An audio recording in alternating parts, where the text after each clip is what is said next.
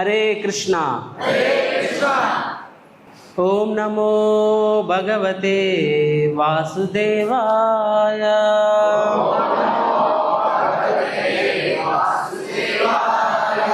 ఓం నమో భగవతే వాసుదేవాయ.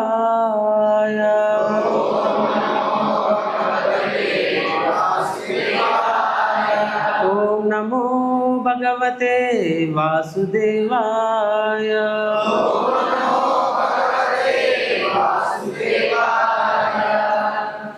Reading from Srimad Bhagavatam, Canto 7, Chapter 10, Text number 3. 7:10:3 open చేయండి.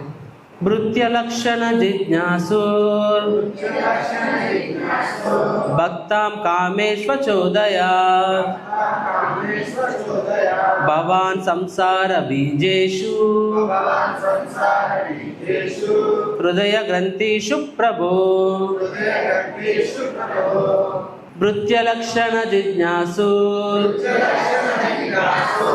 భక్తాం కామేష్వచోదయాత్ భవాన్ సంసార బీజేషు హృదయ గ్రంథిషు ప్రభో. భృత్యలక్షణ జిజ్ఞాసుర్ భక్తాం కామేష్వచోదయాత్ భవాన్ సంసార బీజేషు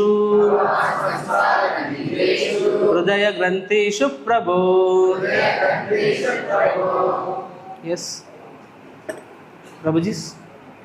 భృత్యలక్షణ జిజ్ఞాసుర్ భృత్యలక్షణ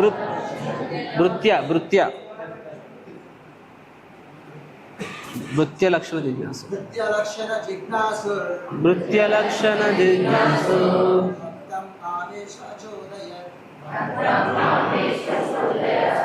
భవాన్ సంసార బీజేషు హృదయ గ్రంథిషు ప్రభో.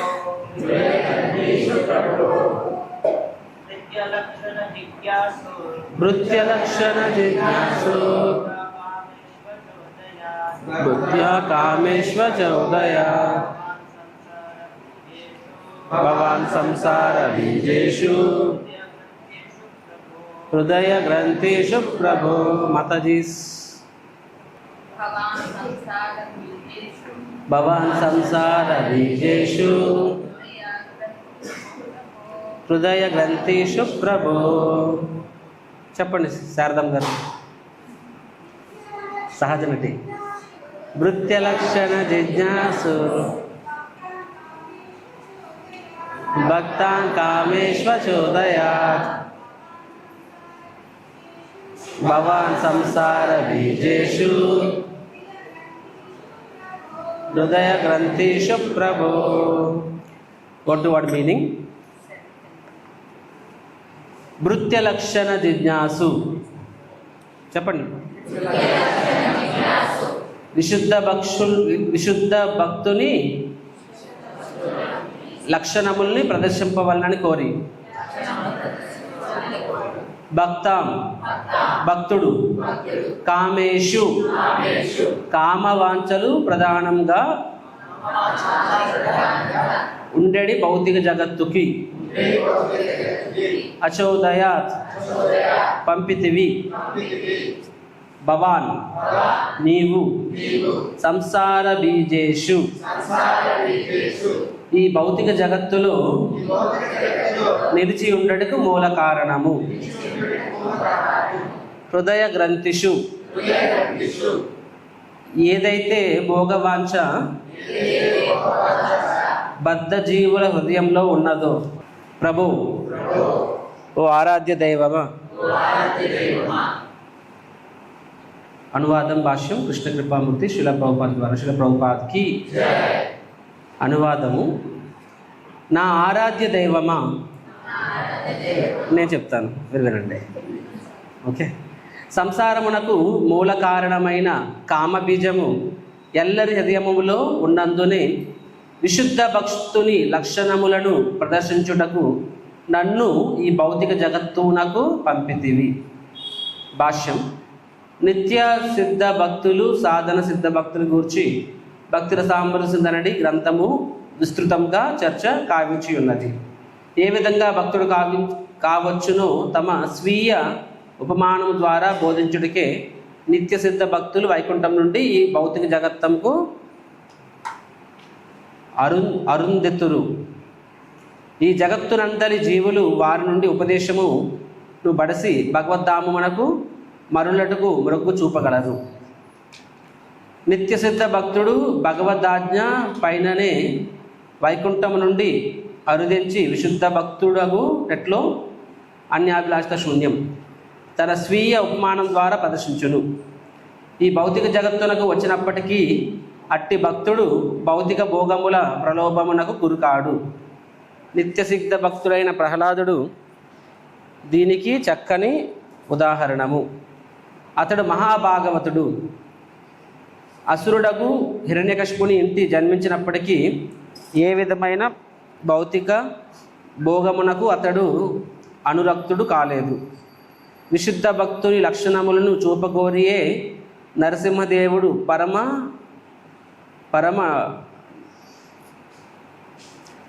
నడుగుమని వరము అడుగమని ప్రహ్లాదుని ప్రేరేపించుటకు యత్నించాను. కానీ ఆ భక్తుడు వాటిని స్వీకరించలేదు. పైగా తన స్వీయ ఉపమానము ద్వారా అతడు విశుద్ధ భక్తుల లక్షణం ప్రదర్శించాను. అనగా తన విశుద్ధ భక్తుని ఈ భౌతిక జగత్తమునకు పంపవలనని భగవంతుని కోరుడు కానీ ఇచ్చటకు అరుదించుటలో భక్తుడికి ఏదో భౌతిక ప్రయోజనం కానీ ఉండదు. కానీ భగవంతుడే ఈ భౌతిక జగత్తులో స్వయంగా అవతరించినప్పుడు ఇచ్చటి భౌతిక వాతావరణముచే ప్రలోభమునకు గురికాడు.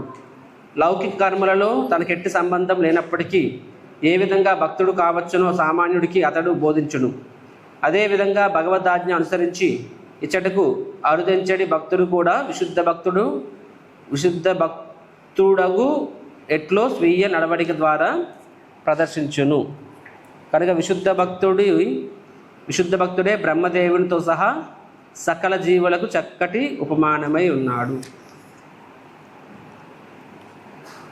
ఓమజ్ఞానతిమిరంధస్య జ్ఞానాంజనశలాకయ చక్షురున్మిళితం యేన తస్మై శ్రీగురవే నమః. నమో ఓం విష్ణుపాదాయ కృష్ణప్రేష్ఠాయ భూతలే శ్రీమతే భక్తివేదాంత స్వామినీతి నామినే. నమస్తే సరస్వతీ దేవే గౌరవాణి ప్రచారిణే నిర్విశేష శూన్యవాది పాశ్చాత్య దేశతారిణే. వాంఛాకల్పతరుభ్యశ్చ కృపా సింధుభ్య ఏవ చ పతితానాం పావనేభ్యో వైష్ణవేభ్యో నమో నమః. జయ శ్రీ కృష్ణ చైతన్య ప్రభు నిత్యానంద శ్రీ అద్వైత Gadadhara శ్రీవాసాది గౌరభక్తవృంద. Hare Krishna Krishna Krishna Hare Hare.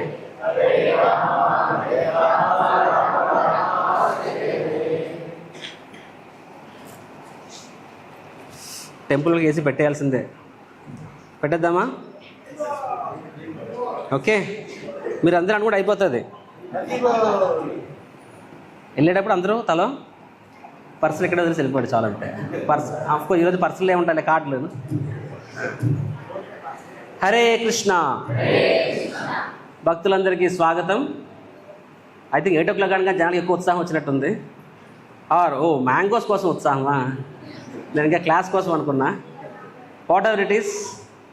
So congratulations for the wonderful Narasimha Chaturdashi festival. అసలు ఈ 8 సంవత్సరాల్లో నాకు బెస్ట్ ఫెస్టివల్ అనిపించింది ఈసారి. నాకు భగవంతుని మార్నింగ్ దర్శనం నుండి మొదలుకొని తర్వాత అద్భుతంగా యజ్ఞం చేశారు, తర్వాత అభిషేకం కూడా అద్భుతంగా చేశారు. So everything is amazing and wonderful. So నాకైతే చాలా చాలా చాలా ఆనందంగా అనిపించింది. నా యానివర్సరీ కూడా విజయవాడలో ఎగ్జాక్ట్గా 8 years ముందు నరసింహ చతుర్దశి రోజు నాడే మేము ఇలా దిగాము. ఆ ఫోటో కూడా మా వైశాలి పంపించింది 8 సంవత్సరాల ముందు వచ్చిన రోజు నాడు ఫోటో అనమాట. I share that today in the group. జయ శ్రీ రాధా శ్యామ్ సుందర భగవాన్కి. సో మనం ఈరోజు అంటే నరసింహ చతుర్దశి అయిపోయి ఉండొచ్చు. నరసింహ చతుర్దశి అంటే భగవంతుడు ఏం చేస్తాడు, స్తంభం నుంచి వస్తాడు, హిరణ్యకశిపుడికి ఓపెన్ హార్ట్ సర్జరీ చేస్తారు, మళ్ళీ రిటర్న్ ఫ్లైట్లో వెళ్ళిపోతారు. వెళ్ళిపోయే ముందు మనం అక్కడితో పుస్తకం మూసేస్తాం. కానీ వాస్తవానికి ఆ తర్వాత, ఆ సర్జరీ తర్వాత ప్రహ్లాదుడికి భగవంతుడి మధ్య జరిగిన కన్వర్జేషన్, అది యాక్చువల్గా మోస్ట్ ఇంపార్టెంట్. చాలాసార్లు డివోటీస్ ఆ చాప్టర్ అంతా సీరియస్ చదవరు, కానీ నాకు మాత్రం 7వ స్కందంలో నా favourite chapter 10th chapter. So ఈరోజు ఆ 10th చాప్టర్ గురించి కాసేపు మనం చర్చించుకుందాం. 10వ అధ్యాయం. సో ఇక్కడ 9వ అధ్యాయంలో ఏమవుతుంది, ప్రహ్లాదుడు భగవంతుణ్ణి ఉత్తమ శ్లోకాలతో స్తుతిస్తాడు అన్నమాట. సో భగవంతుడు ప్రహ్లాదుడి యొక్క భక్తికి, ఆ భక్తి తన శ్లోకాల ద్వారా, తన ప్రార్థనల ద్వారా ఎంతో పరవశించిపోతాడు. అండ్ భగవంతుడు ప్రహ్లాదుని ఏమని అడుగుతాడు, ఏదైనా వరం కోరుకోమని అడుగుతాడు. అంతకుముందే వరాలు ఇచ్చేస్తాడు. ఏమని ఇస్తాడంటే, అంతకుముందే ఏమంటారంటే, మీకు లాంగ్ లైఫ్, అంటే చాలా లంబ ఆయుష్, గొప్ప ఆయుష్, మరియు సమస్త స్వర్గ సుఖాలు ఈ లోకంలో నీకు దొరుకుతాయి. ధ్రువుడికి ఏ విధంగా భగవంతుడు ఇచ్చాడు, ఈ లోకంలో కూడా స్వర్గ సుఖాలు అనుభవిస్తావు, తర్వాత 32,000 సంవత్సరాల తర్వాత మీరు తిరిగి నా దగ్గరికి వస్తారని చెప్తారనమాట. సింపుల్గా ప్రహ్లాదుడికి కూడా ఏమని చెప్తారంటే, అన్అబ్స్ట్రక్టెడ్ కింగ్డమ్, అంటే శత్రువే లేనటువంటి రాజ్యం, రైట్? సో రాజ్యం, ఆరోగ్యం, ఆయుష్, ధన సమృద్ధి అన్నీ ఇస్తారనమాట. అవన్నీ అడక్కడానికి ఇచ్చేస్తారు. తర్వాత ఏమంటారు, ఇంకా ఏమైనా కోరుకుంటారనమాట. దానికి ప్రహ్లాదుడు ఏమని చెప్తాడు, స్వామి ఎందుకు మమ్మల్ని ఇలా పరీక్షిస్తున్నారు అని అడుగుతారనమాట. ఎందుకు నన్ను పరీక్షిస్తున్నారు ఇలాగ మీరు? వాస్తవానికి నేను అంటే ఇలా ఈ శ్లోకంతో 9వ అధ్యాయం పూర్తవుతుంది. 10వ అధ్యాయం ఎలా ప్రారంభమవుతుందంటే ప్రహ్లాదుడి యొక్క ఆన్సర్తో ప్రారంభమవుతుంది. ప్రహ్లాదుడు ఏమంటే, ఆల్రెడీ నేను రాక్షస కుటుంబంలో జన్మించా. సో రాక్షస కుటుంబం అంటే ఎలా ఉంటారు, పెద్ద పెద్ద 2 పళ్ళు, తలపైన కొమ్ములు, చింపిరి జుత్తు, సీముడి ముక్కు, ఇలాగా. రాక్షసుడు అంటే కృష్ణేతర కోరికలు మనకి ఎంత ఉంటే అంత మన రాక్షసులు అనమాట. బయటికి ఎంత సూటుబడి, ఎంత ఫార్మల్గా ఉన్నా సరే కృష్ణేతర, దట్ ఈస్ రాక్షసాస్. సో ప్రహ్లాదుడు ఏం చెప్తారు, ఆల్రెడీ రాక్షస కుటుంబం కాబట్టి స్వాభావికంగానే మా హృదయంలో భౌతిక కోరికలు ఎక్కువ ఉంటాయి. అది చాలదన్నట్టుగా మీరు ఇప్పుడు నాకు ఇంకా భౌతిక కోరికలు ఇస్తున్నారు, కాబట్టి ఇది నాకు మంచిదా కాదు మీకే తెలియాలి అని చెప్పి ప్రహ్లాదుడు అంటాడనమాట. అని తర్వాత ప్రహ్లాదుడు ఫస్ట్ ఏమంటారు, వాస్తవంగా నేను ఐఎమ్ అఫ్రైడ్, నాకు ఈ భౌతిక జీవితం భయము, కాబట్టి ఇంకాస్త నన్ను భౌతిక జీవితం నెట్టేవద్దు అంటాడు ప్రహ్లాదుడు. కానీ వాస్తవానికి ప్రహ్లాదుడు శుద్ధ భక్తుడు, అవునా కాదా? ఆయనకి భౌతిక జీవితం భయం ఏంటి? తర్వాత మళ్ళీ ఆయనే చెప్తారనమాట. ఈ శ్లోకం 3rd శ్లోకం ఏమని చెప్తారంటే, ఇక్కడ వాస్తవానికి ఇక్కడ ప్రహ్లాదుడు తన హృదయాన్ని ఆవిష్కరిస్తున్నాడు అనమాట. ఏమంటారంటే భృత్య లక్షణ జిజ్ఞాసురు అంటున్నారు. భృత్య లక్షణ జిజ్ఞాసురు అంటే, భృత్య అంటే సేవకుడు, లక్షణ జిజ్ఞాసురు అంటే ఇన్ఫర్మేషన్, లక్షణ అంటే లక్షణములు. అంటే ఓ కృష్ణ, నీ యొక్క శుద్ధ భక్తుడు వాడి యొక్క మనోస్థితి ఏ విధంగా ఉంటుంది, నీ శుద్ధ భక్తుడి యొక్క భృత్య లక్షణ, నీ శుద్ధ భక్తుడి యొక్క లక్షణములు ఏ విధంగా ఉంటాయి అనేది ఈ లోకంలో చాటి చెప్పడం కోసం నువ్వు నన్ను ఇక్కడ పంపించావు. ఎందుకంటే ఈ లోకంలో ప్రతి ఒక్కడు కూడా ఈ యొక్క భౌతిక కోరికల వెంట పడుతూ ఈ లోకానికి ఆసక్తులైపోయి ఈ భవబంధనాలు చిక్కుంటారు. కాబట్టి అలాంటి వాళ్ళకి వాస్తవంగా భగవంతుని యొక్క శుద్ధ భక్తుడు ఎలా ఉంటాడు, అంటే అటువంటి కోరికలు కోరుకోకుండా కూడా ఎలా సంతోషంగా ఉండగలడు అనేది ఎగ్జాంపుల్ స్థాపించడం కోసం మీరు నన్ను పంపించారు. అలా పంపించి మళ్ళీ ఇప్పుడు ఎందుకు కోరికలు అడుగుతున్నారని చెప్పి, ఎందుకు కోరికలు ఇస్తున్నారు అని చెప్పి అని ప్రహ్లాదుడు అంటున్నారు అన్నమాట. అంటే ఇక్కడ ప్రహ్లాదుడు తనని తాను ఎలా సంబోధించుకుంటున్నారండి, శుద్ధ భక్తుడు కింద, అవునా కాదా? నిత్య సిద్ధుడు కింద సంబోధించుకుంటున్నారు. నిత్య సిద్ధ అంటే ఏంటండి? భగవంతునితో నిత్య పార్షదురాయన అండ్ భగవంతుడి లీలలో భాగంగా ఆర్ భగవంతుడి యొక్క ప్లాన్లో భాగంగా వాళ్ళు ఈ లోకానికి వస్తారు. సో టిపికల్గా భగవంతుడి శుద్ధ భక్తులు ఎప్పుడు కూడా తమ గొప్ప చెప్పుకోరు, కానీ కొన్ని సందర్భాలలో ఆ సిచ్యువేషన్ అవసరమైనప్పుడు వాళ్ళు చెప్పుకుంటారు. ఫర్ ఎగ్జాంపుల్ భక్తి వినోద్ ఠాకూర్, ఆయన మామూలుగా ఆయన ఏం చెప్తారు, బై డిఫాల్ట్ సాంగ్స్ ఎలా ఉంటాయి, గోపీనాథ్ మమ నివేదన గచ్చులోను విషయ దుర్జన సదా కామేరత, నా హృదయం నిండా కామవాసనతో నిండి ఉండిపోయింది, ఇలా రకరకాల తన యొక్క అధమ స్థితిని చెప్పుకుంటారనమాట. సో అదే భక్తి వినోద్ ఠాకూర్ ఇంకోటి సందర్భాలలో ఆయన ఎలాంటి భజన పాడతారు, లాస్ట్ క్లాస్ మనం పాడాము ఒక సాంగ్. ఏ సాంగ్ పాడాము లాస్ట్ సండే? మమ మాన మందిరే రహునిషిద్దీన్ అని చెప్పి, జీవన మరణ తవ పూజ నివేదన సుందర మనహారి. So amazing song. అందులో భక్తి వినోద్ ఠాకూర్ తనను తాను ఎలా చెప్పుకున్నారంటే, తనను తాను ఒక శుద్ధ భక్తుడిగా సంబోధించుకొని ఏ విధంగా ఆయన నిరంతరము భగవంతుడి హృదయంలోనే కొలుస్తున్నాడని చెప్పి చెప్తారనమాట. రైట్. సో సిమిలర్లీ శ్రీల ప్రభుపాదుల వారు కూడా ఇన్ జనరల్గా ప్రభుపాదుల వారు తనను తాను ఒక సాధనా భక్తుడి కిందనే పరిగణించుకునేవాళ్ళు. అండ్ ఇన్ జనరల్గా శ్రీల ప్రభుపాదుల వారు అసలు నాకు ఏ అర్హత లేదు, కానీ నా గురువు గారి యొక్క ఆశీర్వాదం ప్లస్ ఆశీర్వాదంలో భాగంగా మీరందరూని నా గురువుగారు పంపించారు కాబట్టి ఇప్పుడు ఏదైతే సక్సెస్ వస్తుందో వస్తుంది. కాబట్టి దీని యొక్క మొత్తము క్రెడిట్ ఎవరికి దక్కుతుంది? మా గురువుగారికి మరియు మీకు. తన శిష్యులకి ఇచ్చాడు, తన గురువుగారికి ఇచ్చి తనే తీసుకోలే. So by default that is Prabhupad consciousness. ఇక్కడ అదే ప్రభుపాద్ కొన్ని సందర్భాలు ఏమని చెప్పారు, వాస్తవానికి నేను చాలా హ్యాపీగా ఉన్నాను కృష్ణుడితో, నాకు ఈ భౌతిక లోకం రావడానికి ఇష్టమే లేదు, కానీ కృష్ణుడు రిక్వెస్ట్ చేశారు ఒకసారి వెళ్ళి వచ్చేయని చెప్పి, అవసరం ఇప్పుడు మహాప్రభు మషిన్ ఫాలో అని చెప్పి, కాబట్టి బికాజ్ భగవంతుడు నన్ను రిక్వెస్ట్ చేశారు కాబట్టి ఇక్కడికి వచ్చారని చెప్పారనమాట. అండ్ అక్కడ భగవంతుడు ప్రభుపాద్ వారు తనను తాను ఎలా పరిగణించుకుంటున్నారు, నిత్య సిద్ధనా లేదా సాధనా భక్తనా? నిత్య సిద్ధ. సమ్ టైమ్స్ అది జ్ఞానం పబ్లిక్లో చెప్పరు, బికాజ్ పీపుల్ బికమ్ ఎన్వియస్. తన ఇంటర్నల్ సర్కిల్లో వాళ్ళు ఎవరైతే జడ్జ్ చేయరో వాళ్ళ ముందు కొన్ని నిజాలు చెప్పుకుంటారనమాట.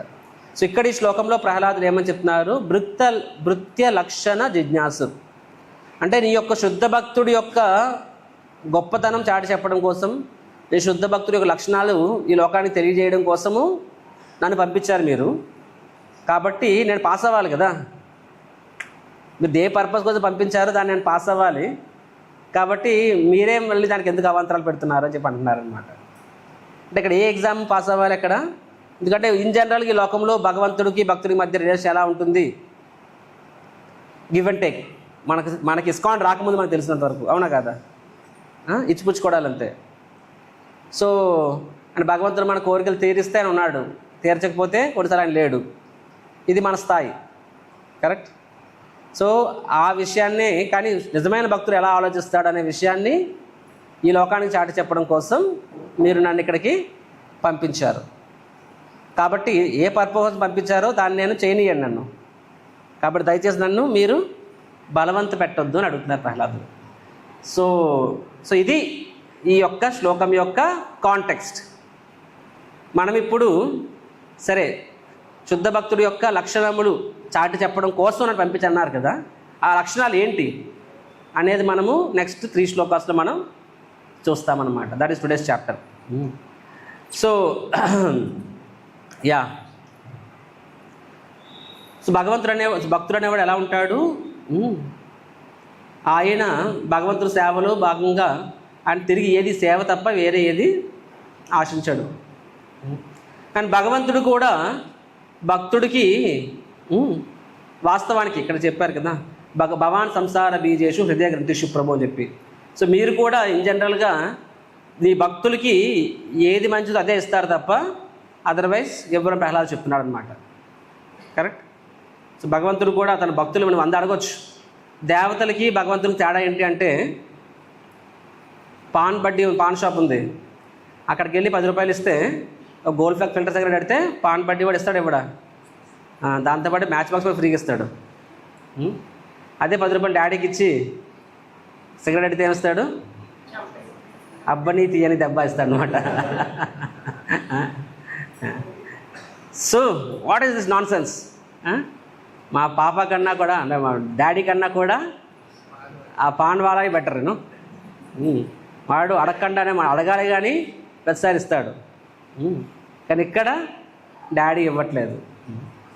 ఎందుకంటే ఆ పాన్ బట్టి వాడికి నీ యొక్క మంచి చెడుతో సంబంధం లేదు. నువ్వు అడిగావు, ఆయన ఇచ్చాడు.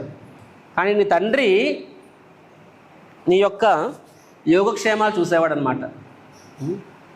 నీ యొక్క యోగక్షేమాలు చూసేవాడు, నీ భవిష్యత్తు గురించి ఆలోచిస్తాడు. కాబట్టి అతడు నీకేం కావాలో ఇస్తాడు. నువ్వేం అడిగావు అనేది గ్యారంటీ లేదు. కొన్నిసార్లు పిల్లలు అడుగుతారు అండ్ తల్లిదండ్రులు నో అని చెప్తారనమాట. ఎందుకంటే వాళ్ళకి తెలిసేది మంచిది కాదని చెప్పి. పిల్లలకి కొన్నిసార్లు అనిపిస్తుంది మా నాన్నకి నేనంటే ఇష్టం లేదేమో అనిపిస్తుంది, మా అమ్మకి నేనంటే ఇష్టం లేదేమో, మా నాన్నకి నేనంటే ఇష్టం లేదేమో. ఎందుకు? మా ఇంట్లో టీవీ కూడా లేదు, అందరు టీవీ చూస్తే టీవీ లేదని చెప్పి. కానీ తల్లిదండ్రులు వాళ్ళ పిల్లలకి అర్థం కాని విషయం ఏంటంటే, నేను డివోర్స్ గురించి చెప్పట్లే, ఈవెన్ నాన్ డివోర్స్ గురించి చెప్తున్నాను అనమాట. కానీ పిల్లలకి అర్థం కాని విషయం ఏంటంటే, ఆ టీవీ చూడాలి కోరిక నీకే ఉందా, వాళ్ళకి లేదా? తల్లిదండ్రులకి వాళ్ళకు కూడా ఉందేమో. కానీ నా పిల్లల భవిష్యత్తును ఆలోచించి వాళ్ళ ఇంట్లో టీవీ పెట్టుకోలేదు.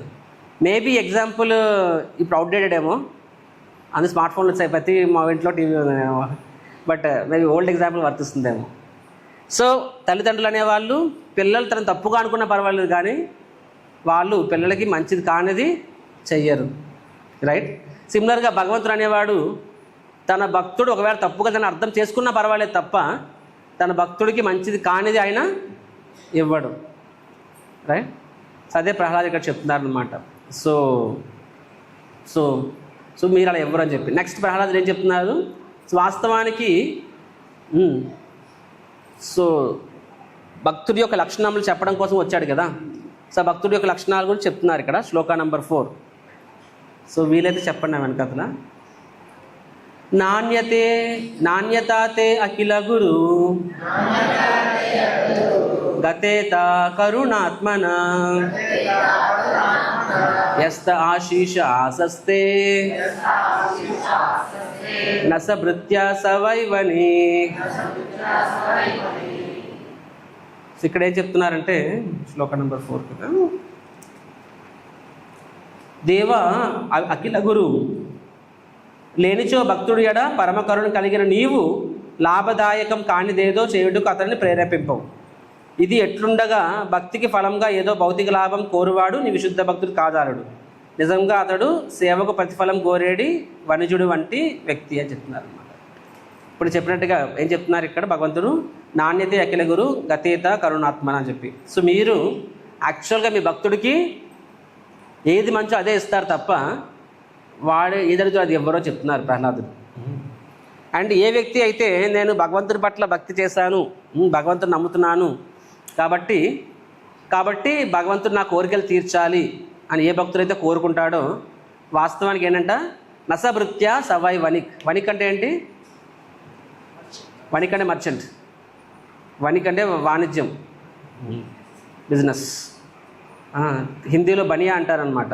వాస్తవానికి వా కాస్త బాగా అయిపోతుంది, వణిక్ కాస్త బానిగా. So Bihar side UP side Bania అంటారు బిజినెస్ పీపుల్. మన సైడ్ ఏమంటారు?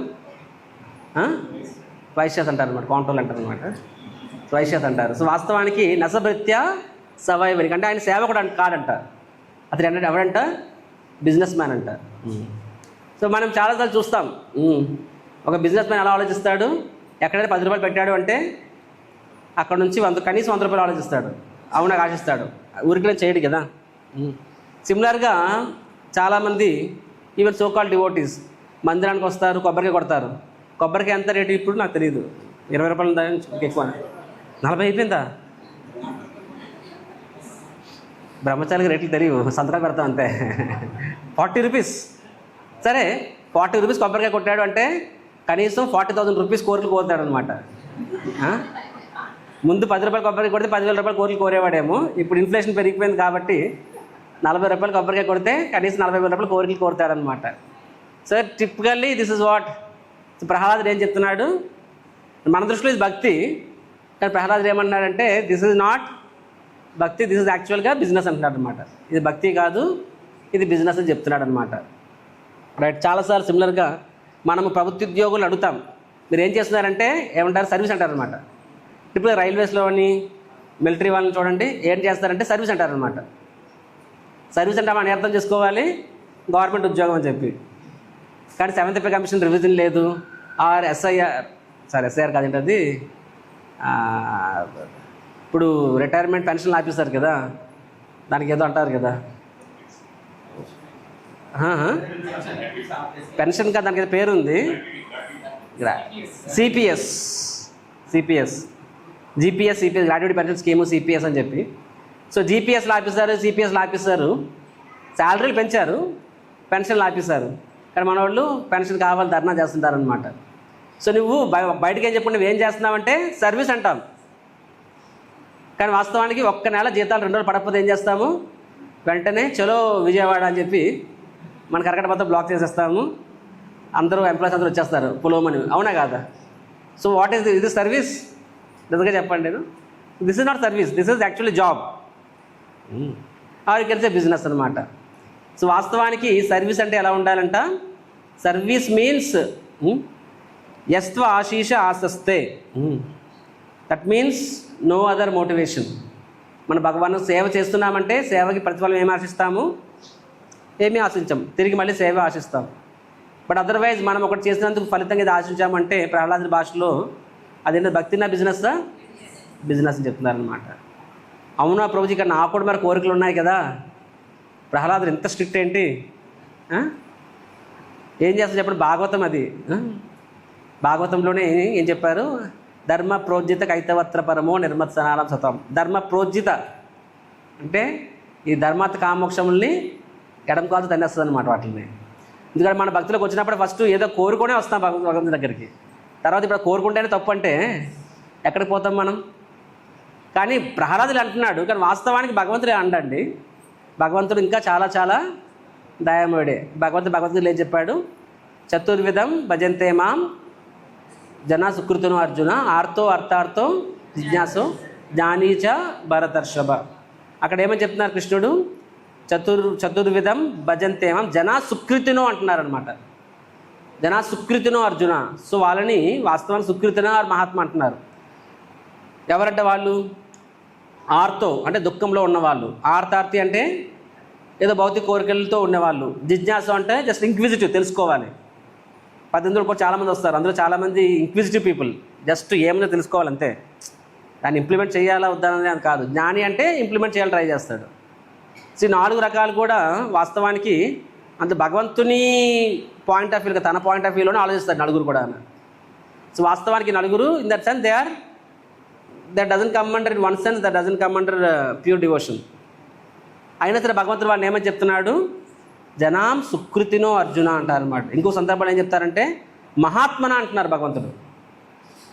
ఏమంటున్నారు, మహాత్మన అని చెప్పి. సో అంటే భగవంతుడి దృష్టిలో నువ్వు అకామ సర్వకామ మోక్షకామ ఉదారది తీవ్రేణ భక్తి యోగేన యజేతం పురుషం పరం. అంటే నువ్వు అకామ ఏం కోరికలు లేకుండా వెళ్ళినా సరే, సర్వకామ అదే 40 రూపాయలు కొబ్బరికాయ కొట్టి 40 లక్షలు కోరుకున్నా సరే, మోక్షకామ మోక్షాన్ని కోరుకున్నా సరే, ఏదైనా కానీ నా దగ్గరికి రా అని చెప్తున్నాడు భగవంతుడు. ఎవరైతే తన దగ్గరికి వస్తారో వాళ్ళని మహాత్మ అని చెప్తున్నారు భగవంతుడు. సో కృష్ణ అది భగవంతుడు మహాత్మ అని చెప్తున్నాడు అంటే వాస్తవానికి అక్కడ ఏంటి, అక్కడ నలుగురు గ్రేట్ సోల్స్ అంటే వాస్తవానికి కనిష్ట. కానీ భగవంతుడు దయామయుడు కాబట్టి సరే మీ మనసులో మీ మనోభావం ఏదైనా కానీ నా దగ్గరికి రండి, నేను చూసుకుంటాను, నేను హ్యాపీ అంటున్నారు భగవంతుడు. రైట్. బట్ దెన్ అందుకని భగవంతుడు వాళ్ళ కోసం స్పెషల్గా తిరుపతిలో వెళ్ళి వెయిట్ చేస్తున్నారు అనమాట. రైట్. స్వామివారు ఆడుకోవాలంటే ఎక్కడికి వెళ్తారండి, when you want to play around with friends ఎక్కడికి వెళ్తారు స్వామివారు, బృందావన్. స్వామివారు పూజలు స్వీకరించాలి ఎక్కడికి వెళ్తారు, మాయాపూర్. పడుకోవాలంటే ఎక్కడికి వెళ్తారు, శ్రీరంగం. బిజినెస్ చేయాలంటే తిరుపతి. తినాలంటే జగన్నాథ్. పూరి ఒకటేనండి, అన్నీ తింటాడు ఆయన. తినాలంటే పూరి. వరాలు ఇవ్వాలంటే కాంచీపురం. సో స్వామివారు అందుకే అనమాట ప్రతి ఒక్కరి కోసం ఒక దగ్గర ఉన్నాడనమాట. సో టిపికల్గా మంది ఏంటి, మన భక్తి ఎలా ఉంటుంది, 40 రూపాయలు కొబ్బరికాయ కొట్టి 40 లక్షల కోరికలు ఉంటాయన్నమాట. దట్ ఈజ్ వాస్తవానికి పక్కా బిజినెస్ అనమాట. సో వాళ్ళ కోసం కూడా భగవంతుడు బాధపడ్డు రండి రండి అంటాడు అనమాట. ప్లీజ్ కమ్ డోంట్ వర్రీ, ఎక్కువ ఆలోచించదు. ప్రహ్లాద్ అలాగే అంటాడే కానీ మీరే వర్రీ అవ్వద్దు, వచ్చేది ఆధార్ అంటాడు అనమాట. వాళ్ళ కోసం ఎక్కడున్నాడు భగవంతుడు, తిరుపతిలో ఉన్నాడనమాట. సో యాక్చువల్గా భగవంతుడు దయామయుడు. ఎందుకంటే భగవంతుడు తమ తండ్రి అనేవాడు పిల్లవాడు ఎలా ఉన్నా సరే పిల్లవాడిని వదిలేడు, పిల్లవాడిని చేరదీస్తాడు, పిల్లవాడిని ఆశీర్వదిస్తాడు. సో ఇన్ దట్ సెన్స్ భగవంతుడు ఇన్ జనరల్ మీకు ఎక్కడ కూడా మీకు కోరికలు ఉంటే అది సెకండ్ గ్రేడు, లేకపోతే ఎక్స్పెక్టేషన్ ఉంటే థర్డ్ గ్రేడు, అలా ఎక్కడ చెప్పడు. ఆయన ఏమంటాడు, నా దగ్గరికి వచ్చి అంటే మీకు ఏ కారణం ఏదైనా కానీ మీరు నా దగ్గరికి వచ్చారంటే చాలు మీరు మహాత్ములు అంటాడు అనమాట. ఎందుకంటే అది ఆయనకి మన మీద ఉన్న ప్రేమ అలాంటిది. బట్ సేమ్ టైం కానీ అలా చెప్పి అక్కడితో వదిలేస్తే ప్యూర్ డివోటీ ఎలా ఉంటాడనే విషయం జనాలకు తెలియని కూడా తెలియదు కదా. కాబట్టి తన తరపు నుంచి ఆయన ఎక్స్ట్రీమ్లీ రిలాక్స్డ్గా ఉంటాడు. సేమ్ టైం తను కొంతమంది ప్యూర్ డివోటీని పంపిస్తాడు, నిత్య సిద్ధుల్ని. ఎలా దేని కోసం పంపిస్తాడు, ఐడియల్ డివోటీ ఎలా ఉండాలో ప్యారల్గా పంపిస్తాడు. మీకు అర్థమవుతుందా? చాలాసార్లు గురువులు ఉన్నారు, అందరు శిష్యులని వాళ్ళు చేరదీస్తారు, అందరినీ ప్రేమిస్తారు, రైట్. సో నువ్వు కండిషన్డ్ అయినా సెమీ కండిషన్ ఎలా ఉన్నా సరే వాళ్ళు అన్కండిషనల్గా మనల్ని చేరదు. కానీ సేమ్ టైం ఐడియల్ శిష్యుడు ఎలా ఉండాలో చెప్పడం కోసం వాళ్ళ దగ్గర వాళ్ళ సర్వెంట్ 2-3 ఉంటారనమాట. They're completely sold out servants. So ఆ డివోటీ అనేవాడు అంటే గురువు అనేవాడు ఇంజనల్గా ఎవరిని టైట్ చేయడం, బై డిఫాల్ట్ మర్సీఫుల్గా ఉంటారు. కానీ ఆ డిసైపుల్ అనేవాడు నిజంగా నేను ఇంప్రూవ్ అవ్వాలనుకుంటే గురువుగారిని కౌగులించుకున్నాక చాలు అనుకోడు అనమాట. ఆయన ఏం గమనిస్తాడు, గురువుగారి యొక్క నిజంగా మనసు గెలుచుకున్న సర్వెంట్స్ ఎవరైతే ఉన్నారో వాళ్ళు ఎలా ఉన్నారు, వాళ్ళ యొక్క డివోషన్ ఏంటి, వాళ్ళ యొక్క సరెండర్ ఏంటి అనేది గమనిస్తాడు. సిమిలర్లీ ఇక్కడ భగవంతుడు తన తరపు నుంచి is all merciful, but same time so whatever you are you will embrace. మీరు ఏదైనా మిమ్మల్ని ఆయన ఆలింగనం చేసుకుంటాడు, ఆశీర్వదిస్తాడు ఆయన. సేమ్ టైం అదే భగవంతుడు. కానీ శుద్ధ భక్తి అంటే ఏంటి, శుద్ధ భక్తులు ఏంటని చెప్పడం కోసం తన యొక్క శుద్ధ భక్తి నిత్య పార్షదుల్ని ఈ లోకానికి శుద్ధ భక్తులుగా పంపిస్తారనమాట, రైట్. సో ప్రహ్లాదుడు ఏం చెప్తున్నాడు, కాబట్టి ప్రహ్లాదుడు ఇక్కడ ఏమిని ఇది హయ్యెస్ట్ స్టాండర్డ్ చెప్తున్నాడు భగవంతుని. ఎందుకంటే ఈ భౌతిక కోరికలు అనేవే మనల్ని ఈ లోకంలో బంధించేలా చేస్తున్నాయి. నువ్వు దేవుడి దగ్గరికి వెళ్ళి మళ్ళీ అదే భౌతిక కోరికలు కోరుకుంటే ఏం లాభం? డాక్టర్ దగ్గరికి వెళ్ళి నాకు షుగర్ ఉంది, ఇంకా షుగర్ ఇవ్వంటే ఆల్రెడీ నీకు షుగర్ ఉంది. డాక్టర్ దగ్గరికి వెళ్ళి నాకు ఈ స్వీట్స్ కావాలి, ఆ స్వీట్స్ కావాలని అడిగితే అరే ఆ షుగర్ నుంచి బయటపడి అడగాలి కానీ ఆయన నుంచి మళ్ళీ షుగర్ అడుగుతామా? సో అదేవిధంగా ప్రహ్లాదుడు ఏం చెప్తున్నాడు, if a person with desires భగవంతు దగ్గరికి వెళ్తేనంట నసభృత్యస్య సవై వనిక్ అనమాట. అతను భృత్యుడు కాదు, నిజమైన భృత్యుడు కాదు. వనిక్ అంటే అతను బిజినెస్ మ్యాన్ అని చెప్తున్నారు అనమాట. నెక్స్ట్ ఏం చెప్తున్నారు, శ్లోక నెంబర్ 5 నా వెనకాల చెప్పండి. ఆశాసనో న వైభృత్య స్వామిన్ ఆశీష ఆత్మనః న స్వామి భృత్యతః స్వామ్యాం ఇచ్ఛాన్ యోరాతి చాశిషః. ఆశాసనో నవై భృత్య అంటే ఏంటంటే స్వామిన్ ఆశీష ఆత్మిన. సో ఎవరైతే ఏ సేవకుడైతే స్వామికి సేవ చేసి దానికి బదులుగా భౌతిక ఫలాపేక్షాన్ని కోరుకుంటాడో అతడు ఏంటంట నవైభృత్య, అతడు నిజంగా సేవకుడు కాదు అంటున్నారు అనమాట. సిమిలర్గా భృత్యత స్వామ్యన్ ఇచ్చన్ యో రాతి చాచి. సిమిలర్గా ఏ స్వామి అయితే తన యొక్క భక్తులని ఇంప్రెస్ చేయడం కోసము, తన పొజిషన్ మెయింటైన్ చేయడం కోసము భక్తులకి కోరికలు తీర్చేస్తుంటాడో అతడు నిజమైన స్వామి కాదు. ప్రహ్లాద్ చెప్తున్నాడు అనమాట. సో హీ ఈజ్ నాట్ అంటే ఏ సేవకుడైతే తన స్వామికి సేవ చేసి ప్రతిఫలాన్ని ఆశిస్తాడో అతను నిజమైన సేవకుడు కాదు. సిమిలర్గా ఏ స్వామి అయితే తన యొక్క సేవకుడికి మంచిది కాదని తెలిసి సరే కొన్నిసార్లు ఇస్తాడు, ఎందుకంటే ఇవ్వకపోతే ఎక్కడ వదిలేస్తాడా అని చెప్పి. అప్పుడు అతను నిజమైన స్వామి కాదు అని చెప్తున్నారు అనమాట ప్రహ్లాదుడు. సో కృష్ణుడు గురించి మనం గమనిస్తే Krishna is the glorious master. మనం రామాయణంలో చూస్తాం కదా, రామాయణంలో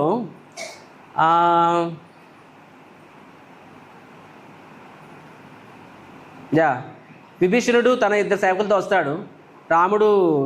రామేశ్వరం దగ్గర ఉంటారు. అక్కడ వాళ్ళు వచ్చినప్పుడు వాళ్ళకి షెల్టర్ ఇవ్వాలా వద్దా అని చర్చ దగ్గర అందరూ వద్దంటారు. హనుమంతుడు ఇవ్వండి అంటారు.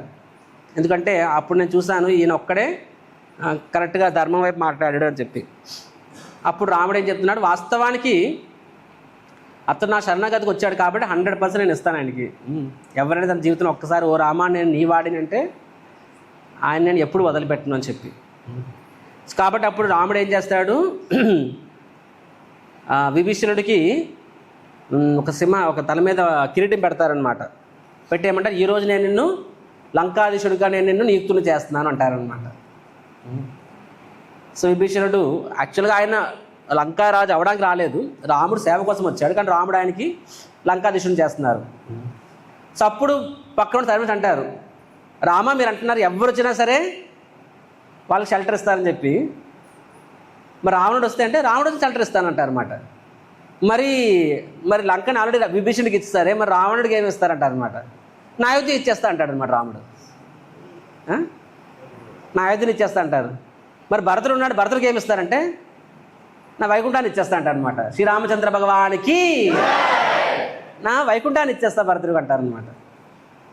సో భగవంతుడు తన భక్తులకు ఇవ్వడానికి ఎల్లప్పుడూ కూడా రెడీగా ఉంటారు. యాక్చువల్గా తన భక్తుడు ఏదైతే కోరుకుంటాడో అసలు కోరుకోనివి కూడా భగవంతుడు తీర్చడానికి రెడీగా ఉంటాడనమాట. కోరుకున్నవి సరే ఈవెన్ కోరుకోనివి కూడా. వాస్తవానికి భగవంతుడికి భక్తుడి మధ్య రిలేషన్ ఇలాగే ఉంటుంది. ఏంటంటే ఇద్దరి మధ్య భగవంతుడి ధామంలో పోటీ వాతావరణం ఉంటుందన్నమాట. ఏంటా పోటీ వాతావరణం అంటే భక్తుడి యొక్క మనసు తెలుసుకొని ఆ భక్తుడి కోరికలు తీర్చడం కోసం భగవంతుడు ఎల్లప్పుడూ రెడీగా ఉంటాడు. అండ్ భగవంతుడి యొక్క కోరికలు తీర్చడం భక్తుడు ఎలా రెడీగా ఉంటాడు అనమాట. Both are competing to fulfil each other desires. కానీ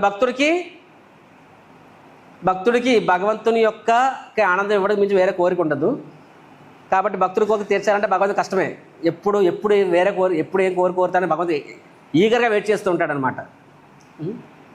భక్తులు కోరికలు ఉంటాయి, కానీ అన్ని కోరికలు కూడా స్వామివారి గురించి తప్ప తన గురించి ఏమీ వాళ్ళు కోరుకోరు. సిమిలర్గా భగవంతుడికి కూడా ఏం కోరికలు ఉంటాయి చెప్పండి, నేను భక్తులకు ఆనందం ఇవ్వడం తప్ప వేరే కోరికలు ఉండవు అనమాట. So always there is a competition. కాబట్టి భగవంతుడు యాక్చువల్గా మన కోరిక తీర్చలేక కాదు, కెపాసిటీ లేక కాదు, మనసు లేక అంతకన్నా కాదు. వాస్తవంగా ఆయన తనను తాను పూర్తిగా మనకి సరెండర్ అయిపోగలడు అనమాట. అంత భగవంతుడు భక్తులు అంటే ప్రేమ. కానీ కొన్నిసార్లు భగవంతుడు మనం అడిగినా సరే ఇవ్వడు. ఎందుకు ఇవ్వడు అంటే అర్థం ఏంటది, ఎందుకంటే అది మనకి మంచిది కానప్పుడు అది మనకి అవసరం లేనప్పుడు.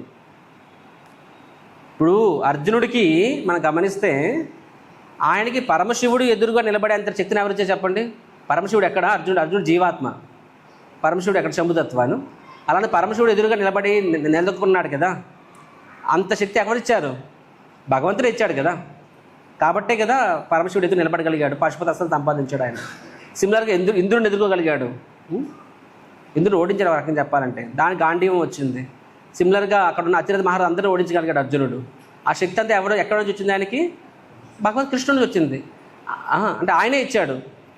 అదే అర్జునుడు తర్వాత కురుక్షేత్ర యుద్ధం అంతా అయిపోయిన తర్వాత అక్కడ యాదవులు తమలో తాము కొట్టుకు చనిపోతారు అందరూ. తర్వాత కృష్ణుడు రాణుల్ని తీసుకుని వెనక్కి వస్తున్నప్పుడు అక్కడ అర్జునుడికి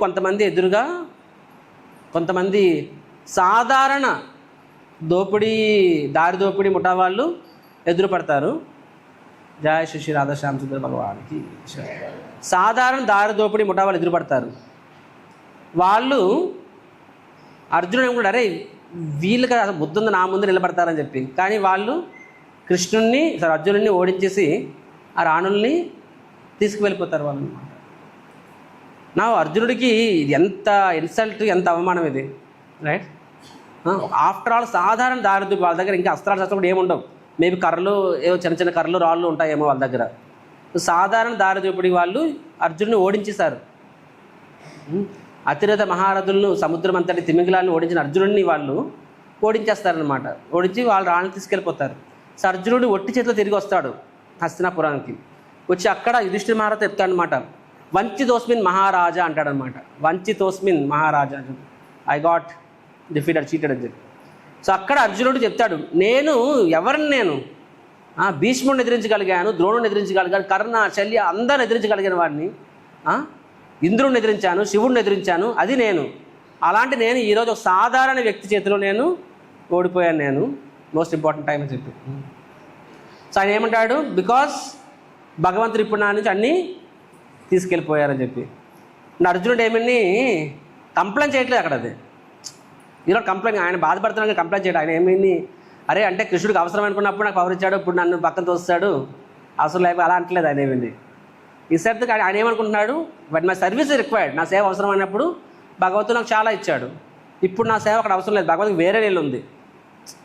కాబట్టి అక్కడ కృష్ణుడు కొంతమందిని మాయ చేయాలనుకున్నాడు. కాబట్టి క్లైమాక్స్ కొంచెం కన్ఫ్యూజన్లో పెట్టేశాడు భగవంతుడు. తను ఈ లోకాన్ని వదిలిపెట్టడం కూడా కన్ఫ్యూజనే, వేటగాడి బాణంతో వెళ్ళిపోతారు. సిమిలర్గా ఆ యొక్క రాణులు, అది కూడా కన్ఫ్యూజన్ పెడతారు భగవంతుడు, నాస్తికుల్ని ఇంకాస్త కన్ఫ్యూజ్ చేయడం కోసం. కాబట్టి అక్కడ అర్జునుడికి అక్కడ పవర్ అనేది ఉండకూడదు. కాబట్టి భగవంతుడే పవర్ని కూడా వెనక్కి తీసుకున్నాడు అనమాట. కాబట్టి భగవంతుడు ఎప్పుడు ఇవ్వాలి, ఎప్పుడు తీసుకోవాలనేది ఆయన ఇష్టం. సో ప్రహ్లాదుడు ఏమని చెప్తున్నాడంటే ఏ స్వామి అయితే తన యొక్క సేవకుడికి ఏది మంచి అదే ఇస్తాడు, అంతే తప్ప సేవకుడిని ఇంప్రెస్ చేయడం కోసము, తన పొజిషన్ కోసం కాపాడుకోవడం కోసం ఎవరైతే సేవకుడు వరాలు ఇస్తారో అతను నిజమైన స్వామి కాదు అంటున్నారనమాట. సో ఇప్పుడు దేవతల విషయం చూసినట్లయితే, నిన్న మన క్లాసులో చెప్పాను కదా, నరసింహ చతుర్దశి బ్రహ్మదేవుడు ఉన్నాడు. ఆయన ఏమని వరం అడిగాడు, హిరణ్యకశిపుడు నాకు మృత్యుంజయుడిని అవ్వాలని అడిగారు అనమాట. బ్రహ్మదేవుడు చెప్పాడు, నేనే మృత్యుంజయుడిని కాదు, నేను నీకు ఎలా వరాన్ని ఇస్తాను అని చెప్పి, దాని బదులు ఇంకేదో వరం అడుగు అని చెప్పి. అప్పుడు ఆయన అదే వరాన్ని ఇటు తిప్పు అటు తిప్పు, ఇంట కాదు బయట కాదు సరేను, పైన కాదు కింద కాదు సరే అని చెప్పి, నెక్స్ట్ పగలు కాదు రాత్రి కాదు, బ్రహ్మదేవుడికి వెలుగుతుందనమాట. అంటే నన్ను ఇప్పుడు ట్రిక్ చేస్తున్నాడు అని చెప్పి, పగలు కాదు రాత్రి కాదు అనుకోండి బ్రహ్మదేవుడు, ఆహా సరే. నెక్స్ట్ మనిషి కాదు మృగం కాదు, ఓకే. నెక్స్ట్ మంత్రం కాదు అస్త్రం కాదు, ఇంకేం మిగిలింది, ఇంకా మృత్యుంజయుడు అయిపోయినట్టే కదా. బ్రహ్మదేవుడికి ఊపిరి ఆడట్లేదు అనమాట, ఇప్పుడు ఏం చెప్పాలని చెప్పి. సో అయినా సరే ఎందుకంటే ఇప్పుడు నేను ఎవరు అనలేడు ఆయన. అంటే నువ్వే దేవుడు, నువ్వే బ్రహ్మదేవుడు అయ్యా, నీకు తపస్సు చేస్తాను వచ్చావు, ఏం కావాలో కోరుకున్నావు, ఇప్పుడు మాట తప్పుతున్నావు, నువ్వు మాట తప్పే మడం తిప్పావు, నువ్వు వేస్ట్ గాడివి అని చెప్పి అలా హిరణ్యకశిపుడు అంటాడేమో. సో బ్రహ్మదేవుడు తెలుసు, హిరణ్యకశిపుడు ఫస్ట్ ఆఫ్ ఆల్ రాక్షసుడు, అండ్ అతడికి ఆల్మోస్ట్ మృత్యుంజయుడు ఎవరో చెప్పాడు బ్రహ్మదేవుడు. కానీ అతడు బ్రహ్మదేవుడినే మస్కా కొట్టి ఇంచుమించుగా మృత్యుంజయుడు అవడానికి అని అడిగేస్తున్నాడు అక్కడ. అండ్ బ్రహ్మదేవుడు ఏం చేస్తున్నాడు అక్కడ, తప్పు అని తెలుసు, కానీ ఇక్కడ అది హిరణ్యకశిపుడికి ఆ వరం రావడం వల్ల హిరణ్యకశిపుడికి మంచిది కాదు కూడా తెలుసు ఆయనకి. అయినా సరే బ్రహ్మదేవుడు అక్కడ ఇస్తున్నాడు అనమాట, అవునా కదా. That means is also attached to his position. ఇప్పుడు నేను ఇవ్వకపోతే నన్ను ఏమనుకుంటారు, రేపు భవిష్యత్తులో ఎవరు తపస్సు చేయడం అనమాట. ఎందుకు బ్రహ్మ వస్తాడు కోరుకుంటాడు మళ్ళీ తీర్చడని చెప్పి, ఈయన రాజకీయ నాయకులు అంటే వాళ్ళే ఫ్రీ అంటారు, తర్వాత దాన్ని ఆస్ట్రిక్ మార్క్ కండిషన్స్ అప్లై అంటారు. సో అలాగని చెప్పి సో బ్రహ్మ గేవ్. అదే భగవంతుడైతే మనం గమనిస్తే అలా చేయడు ఆయన. ఫస్ట్ నువ్వు అండర్వేర్ ఉన్నావు బాబా, హిరణ్యకశిపుడు కోపంతో తపస్సు చేశాడు కదా. మా ఇంట్లో హిరణ్యకశిపుడు నాకు అద్భుతమైన వస్త్రాలు కావాలనుకోండి, మాట వరుసకి కృష్ణుడు ఫర్ ఎగ్జాంపుల్ కృష్ణుడిని అడిగి అనుకుందాం, నాకు సూపర్ బ్రాండెడ్ క్లోత్స్ కావాలని చెప్పి స్వామివారిని అడుగుతారు. స్వామివారు బ్రాండ్ క్లోత్స్ ఇస్తారా, ఉన్న కోపిని కూడా లాగేస్తారు ఫస్ట్ అనమాట, నంగా చేసేస్తారు. అప్పుడు అతనికి నేను శరీరం కాదు ఆత్మ కాబట్టి ఫరక్ పడదు అనుకున్నప్పుడు అప్పుడు బ్రాండ్ క్లోత్స్ ఇస్తారనమాట. ముందు భగవంతుడు నీ యొక్క కామ కోరికల్ని ఆయన తీర్చేస్తాడు, నీ హృదయాన్ని పరిశుద్ధం చేస్తాడు. ఆ తర్వాత పరిశుద్ధమైన నువ్వు నాకు అవసరం లేదు అంటావు, అయినా సరే ఇస్తాడనమాట. అప్పుడు నువ్వేం చేస్తావు, దాన్ని తిరిగి స్వామివారి సేవలోనే వినియోగిస్తావు అనమాట. సో ఇక్కడ మీకు అర్థమవుతుందండి, దేవతలకి అంటే ఇక్కడ match the following: demigods Krishna, father paan shop వాళ్ళ. సో డెమిగాడ్స్ ఎవరు? ఫాదరా పాన్ షాప్ వాళ్ళనా? Krishna father, correct. ఎందుకంటే డెమిగాడ్స్ ఏది అడిగితే అది వాళ్ళు తెలిసినా సరే అది మంచిది కాదు అని తెలిసినా సరే, ఇప్పుడు భస్మాసురుడు ఉన్నాడు, ఎవరి తల మీద చేపెడితే వాడు పుచ్చలు వేసిపోతుంది అనమాట. దానివల్ల ఏం లోకాలు జరుగుతుంది? ఆయన శివుడు అడిగితే మనం కాదంటామా? సో గివ్స్ ఇట్ అను. సో అప్పుడు ఏం చేస్తాడు ఆయన? తిరిగి శివుడి మీద పడాలని ట్రై చేస్తాడు ఆయన. సో ప్రహ్లాదుడు ఏమని చెప్తున్నాడంటే, నిజమైన సేవకుడు ఎప్పుడు కూడా భగవంతుడి సేవ నుంచి తిరిగి ఏది ఆశిస్తే అతను నిజమైన సేవకుడు కాదు. సిమిలర్గా నిజమైన స్వామి అనేవాడు కూడా తన భక్తులని జస్ట్ వాళ్ళకి ఏదైతే అది ఇచ్చాడు అని చెప్తున్నారు అనమాట. అంతేగాని తన పొజిషన్ మెయింటైన్ చేయడం కోసం ఏదైతే అది ఇచ్చేస్తే అన్నిటికీ ఎస్ అంటే అతను నిజమైన స్వామి కాదు అని చెప్తున్నారు అనమాట. ఇప్పుడు ప్రహ్లాదుడు ఏమని చెప్తున్నాడు? మన నిజమైన సేవకుడు ఎలా ఉండాలి అని చెప్తున్నాడు అనమాట. ఇంతవరకు ఏం చెప్పాడు ప్రహ్లాదుడు? నిజమైన దాసుడు ఎలా ఉండకూడదో చెప్తున్నారు. 40 రూపాయలు కొబ్బరికాయ కొట్టి 40 లక్షలు అడిగితే అది నిజమైన సేవకుడు కాదు. సిమిలర్గా సేవ చేసి తిరిగేదని అపేక్షిస్తే సేవ కాదనమాట. సో చిన్నప్పుడు ఏదో వాచ్ అనమాట మూవీ, మల్లికార్జునరావు శ్రీలక్ష్మి, అతనికి ఆవిడ పరమ పతివ్రత, భర్త యొక్క కాళ్ళు ఎప్పుడు కడుగుతూ ఉంటుంది అనమాట. ఆయన గ్రామ పంచాయతీ సర్పంచ్ అనుకోండి, అందరూ మీటింగ్ పెడుతుంటాడు, ఈవిడ తన మీటింగ్ నడుస్తూ ఉంటుంది, ఈవిడ పాదాల కింద కంచుపల్లం పెట్టేసి కడిగేసి ఆ నీళ్ళని తల మీద వేసుకొని నోళ్ళు వేసుకుంటారు అనమాట. అందరూ అంటారు, ఆహా ఎంత పతివ్రత భార్య దక్కింది నీకు అని చెప్పి, అదృష్టం అంటే నీదేనయ్యా అని చెప్పి, ఇంత పతివ్రత భార్య అని. ఎప్పుడు ప్రతిరోజు కూడా స్వామి తన భర్త యొక్క పాదాలు కడిగి తల మీద నీళ్ళు చల్లుకొని వేసుకుంటారు అనమాట. సో తర్వాత ఒకసారి ఏంటంటే అలాగే అవుతుంటుంది, సడన్గా ఆయన స్వామి మీ పాదాలు లేపుతారా, నేను కింద పళ్ళెం పెట్టాలంటే పెట్టుకొని పెడతాను అనమాట. ఇప్పుడు నీళ్లు పోసి కడుగుతా అనుకుంటే వేడిగా వేసేస్తుంది అనమాట.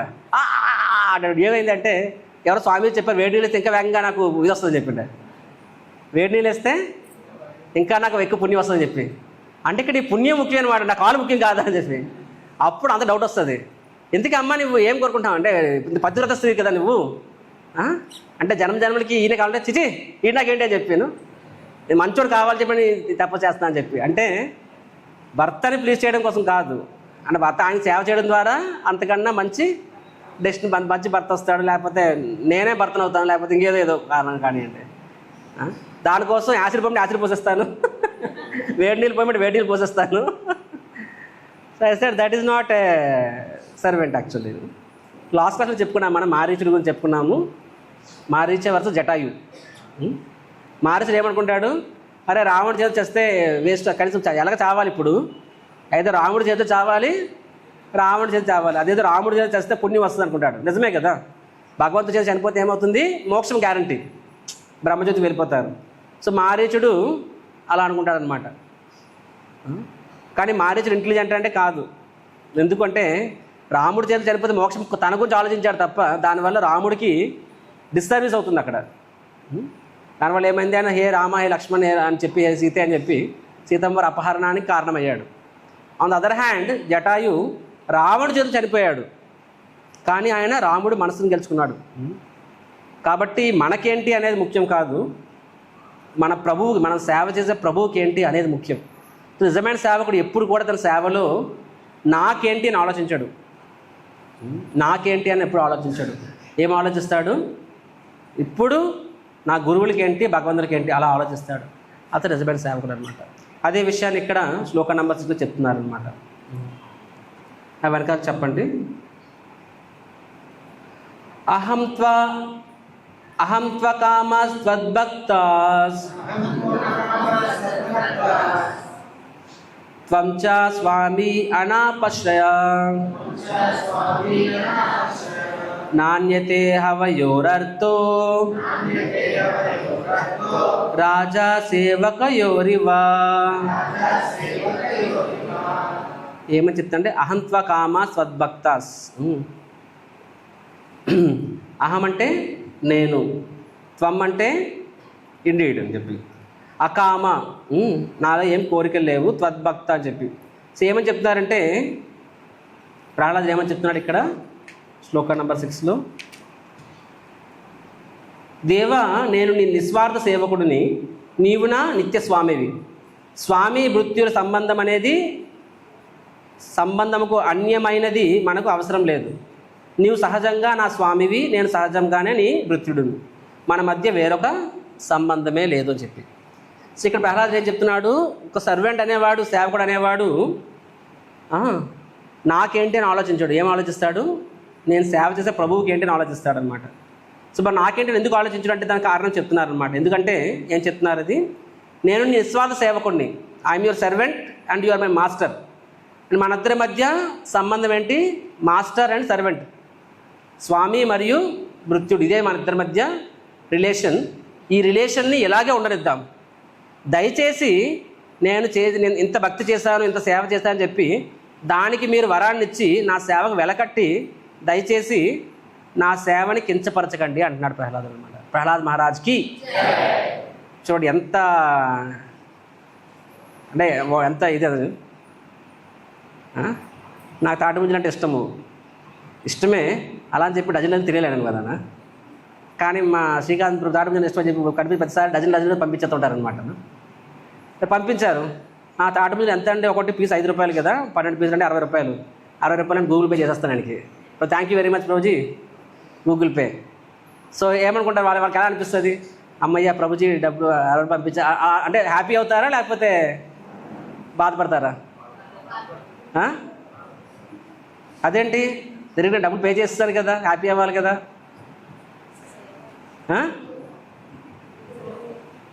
బయట ఆటో వాడు కూడా స్వామీజీ మీరు మా ఆటోలో ఎక్కుతున్నారు, మా అదృష్టం మీకు సేవ చేస్తే అదృష్టం చెప్పి డబ్బులు ఎప్పుడు ఊరుకుంటాడా దిగిపోయినప్పుడు. బట్ ఇక్కడ మనం గమనిస్తే if I pay the money back వాళ్ళు హ్యాపీ అవుతారా? కాదు. సిమిలర్గా తల్లి చిన్నప్పటి నుంచి సేవ చేస్తుంది, కొడుకు ప్రయోజనం అవుతాడు, 22 ఏళ్ళు వస్తుంది, ఉద్యోగం వస్తుంది. మా అమ్మ చాలా సేవ చేసింది, మా అమ్మకి ఏదో ఒక 7 వారాలు నగిలిచ్చేసి ఏదో ఒక దిల్కట్ ఇచ్చేద్దాము, నా రుణం తీరిపోద్ది అనుకుంటాం. తీరిపోతుందా? బికాస్ అక్కడ మనము ఆ ముంజులకు వెలకట్టగలం, కానీ ఆ ముంజులు కల్పించిన ప్రేమకు వెలకట్టగలము మనము? వెలకట్టలేదు. Right. So that is what Prahlad చెప్తున్నాడు ఇక్కడ అనమాట. ఏమంటున్నారంటే ఇక్కడ, సో ఎక్కడైతే ప్రేమ అనేది ఉంటుందో అక్కడ వాస్తవానికి ఎక్స్పెక్టేషన్ అనేది ఉండదు, నిజమైన ప్రేమ అనే దగ్గర. అది మనం ఎప్పుడైనా గమనించండి. మనం ఒక నిజంగా ప్రేమించినప్పుడు అతని నుంచి తిరిగి ఏమి మనం అపేక్షించకూడదు. అపేక్షించినప్పుడు అది నిస్వార్థమైన, అందులో 1% కూడా కంటామినేషన్ అంటే మలినం లేని ప్రేమ అది. సో భగవంతుడికి భక్తుడికి మధ్య ఉండాల్సిన, శుద్ధ భక్తులకి భగవంతుడి మధ్య రిలేషన్ అలా ఉంటుంది అనమాట. 1% కూడా అందులో అపేక్ష అనేది ఉండదు. 1% కూడా అపేక్ష ఉండదు అనమాట. నేను మొన్న రీసెంట్గా ఒక డివోటీతో మాట్లాడుతున్నా. చూడండి, మనం చేసే సేవ ఎలా చేయాలంటే ఇష్టంగా చేయాలి, అంతేగాని కష్టంగాను లేకపోతే ఒక డ్యూటీగాను లేకపోతే ఒక మొక్కుబడిగా చేయకూడదు. అంటే ఎలా తెలుస్తుంది మనం ఇష్టంగా చేస్తున్నామా లేకపోతే మొక్కుబడిగా చేస్తున్నామా కష్టంగా చేస్తున్నామా ఎలా తెలుస్తుందంటే ఫర్ ఎగ్జాంపుల్ అక్కడ 10 మంది ఉన్నారు కానీ ఎవరు రావట్లేదు సేవకి, నువ్వు ఒక్కడవే చేస్తున్నావు. ఆయన నీకు అది అరే వాళ్ళు ఎందుకు చేయట్లేదు, నేను ఒక్కడిని ఏంటి టాప్ ఉంటాను అంటే అర్థం ఏంటంటే అది మనము 100% అది ఇష్టంగా చేయట్లేదు. అక్కడ మనం కొంచెం కష్టంగా చేస్తున్నాం అనమాట. ఇప్పుడు ఫర్ ఎగ్జాంపుల్ పైన సర్వింగ్ ఉంది, సడన్గా 10 గులాబ్ జాములు వచ్చాయన్నమాట, తింటున్నా, పక్కవాడు తింటున్నా, అందరికీ వెళ్ళలేదు, నీకు వచ్చింది. అప్పుడు నువ్వు అందరికి ఎందుకు లేదు నాకు కూడా ఎందుకు వచ్చింది డిస్టర్బ్ అయిపోతావా లేకపోతే కళ్ళు మూసి నోట్లు వేసుకుంటావా? చెప్పండి. కళ్ళు మూసి నోట్లు వేసుకు, అవునా కదా? ఆలోచిస్తామా, అరే వాడికి వచ్చిందా, వీడికి వచ్చిందా, వాడికి వచ్చిందా, అందరికి ఇచ్చాడా, కొంతమందికి ఇచ్చారా, అలా ఆలోచిస్తాం మనము. హ్యాపీగా ఎవడైతే నాకేంటి నోట్లు వేసుకుంటాం అనమాట. ఎందుకు గులాబ్ జామ్ ఎలా తింటున్నాం, ఇష్టంగా తింటున్నామా మొక్కుబడిగా తింటున్నామా బాధ్యత తింటున్నాం చెప్పండి. అదే ఇప్పుడు అంత అయిపోయి గారు ప్రసాదం క్లీన్ చేయండి రా అబ్బాయిలు అని చెప్పి 4 పెడతాను నేను, 4లో 3 పారిపోయారు, ఒక్కడు చేస్తున్నావు. చేస్తున్న సేపు నువ్వు ఎవరి నామస్మరణ చేస్తుంటావు? కృష్ణుడి నామస్మరణ లేకపోతే మిగతా 3 నామస్మరణ? అవునా కాదా? So this is a proof. నేను నిజం చెప్తున్నా, మీరు ఆలోచించుకోండి. సిమిలర్గా ఏదైనా సేవ ఉండొచ్చు అండ్ ఇద్దరు రావచ్చు రాకపోవచ్చు, ఓకే, మన కష్టం అవ్వచ్చు, అయినా సరే మనము మనం నిజంగా దాన్ని ప్రేమించినప్పుడు, ఏదైనా సరే ప్రేమించినప్పుడు దాన్ని మనం ఇష్టంగా చేస్తాం. ఇష్టంగా చేస్తున్నామని ప్రూఫ్ ఏంటి అంటే, పక్కవాడు వచ్చాడు రాలేదు దాన్ని బట్టి డిస్టర్బ్ అయిపోం. బుక్ డిస్ట్రిబ్యూషన్ నేను చెప్తాను. ఇప్పుడు క్లాస్ అయ్యాక బ్రేక్ఫాస్ట్ తీసుకోండి, ఈరోజు మీ అందరి కోసం మాడిపోయిన మసాలా దోశ కూడా వండుతున్నాం మేము. సో స్పెషల్ ప్రసాదం తర్వాత అందరూ బుక్ డిస్ట్రిబ్యూషన్ అంటాను. నేను అంటాను ఇక్కడ 150 మంది ఉన్నారు కదా అని చెప్పి 150 సెటిల్ చేస్తాం. 150లో 15 మందే వెళ్తారు, 130 ఉండిపోతారు అనమాట. సో వెళ్ళిన వాళ్ళు ఇంత ఎండలో నేను వచ్చాను వాళ్ళు ఎందుకు రాలేదు, ఆ చురుపులు ఆడుతుంటే అర్థమేంటి, అది మనం అది కష్టంగా చేస్తున్నాం. ఇష్టంగా చేసినప్పుడు ఎప్పుడు కూడా పక్కవాడు చేస్తున్నాడా లేదా, వాడు పడుకుంటున్నాడా, వాడు కూర్చుంటున్నాడా, వాడు టైం పాస్ చేస్తా ఆలోచించాడు. నాకు చెప్పారు నేను చేస్తాను, ఇది నా సేవ. మనం తిన్నప్పుడు మనం తింటాం, ఎవరో తింటున్నారని ఆలోచించాం.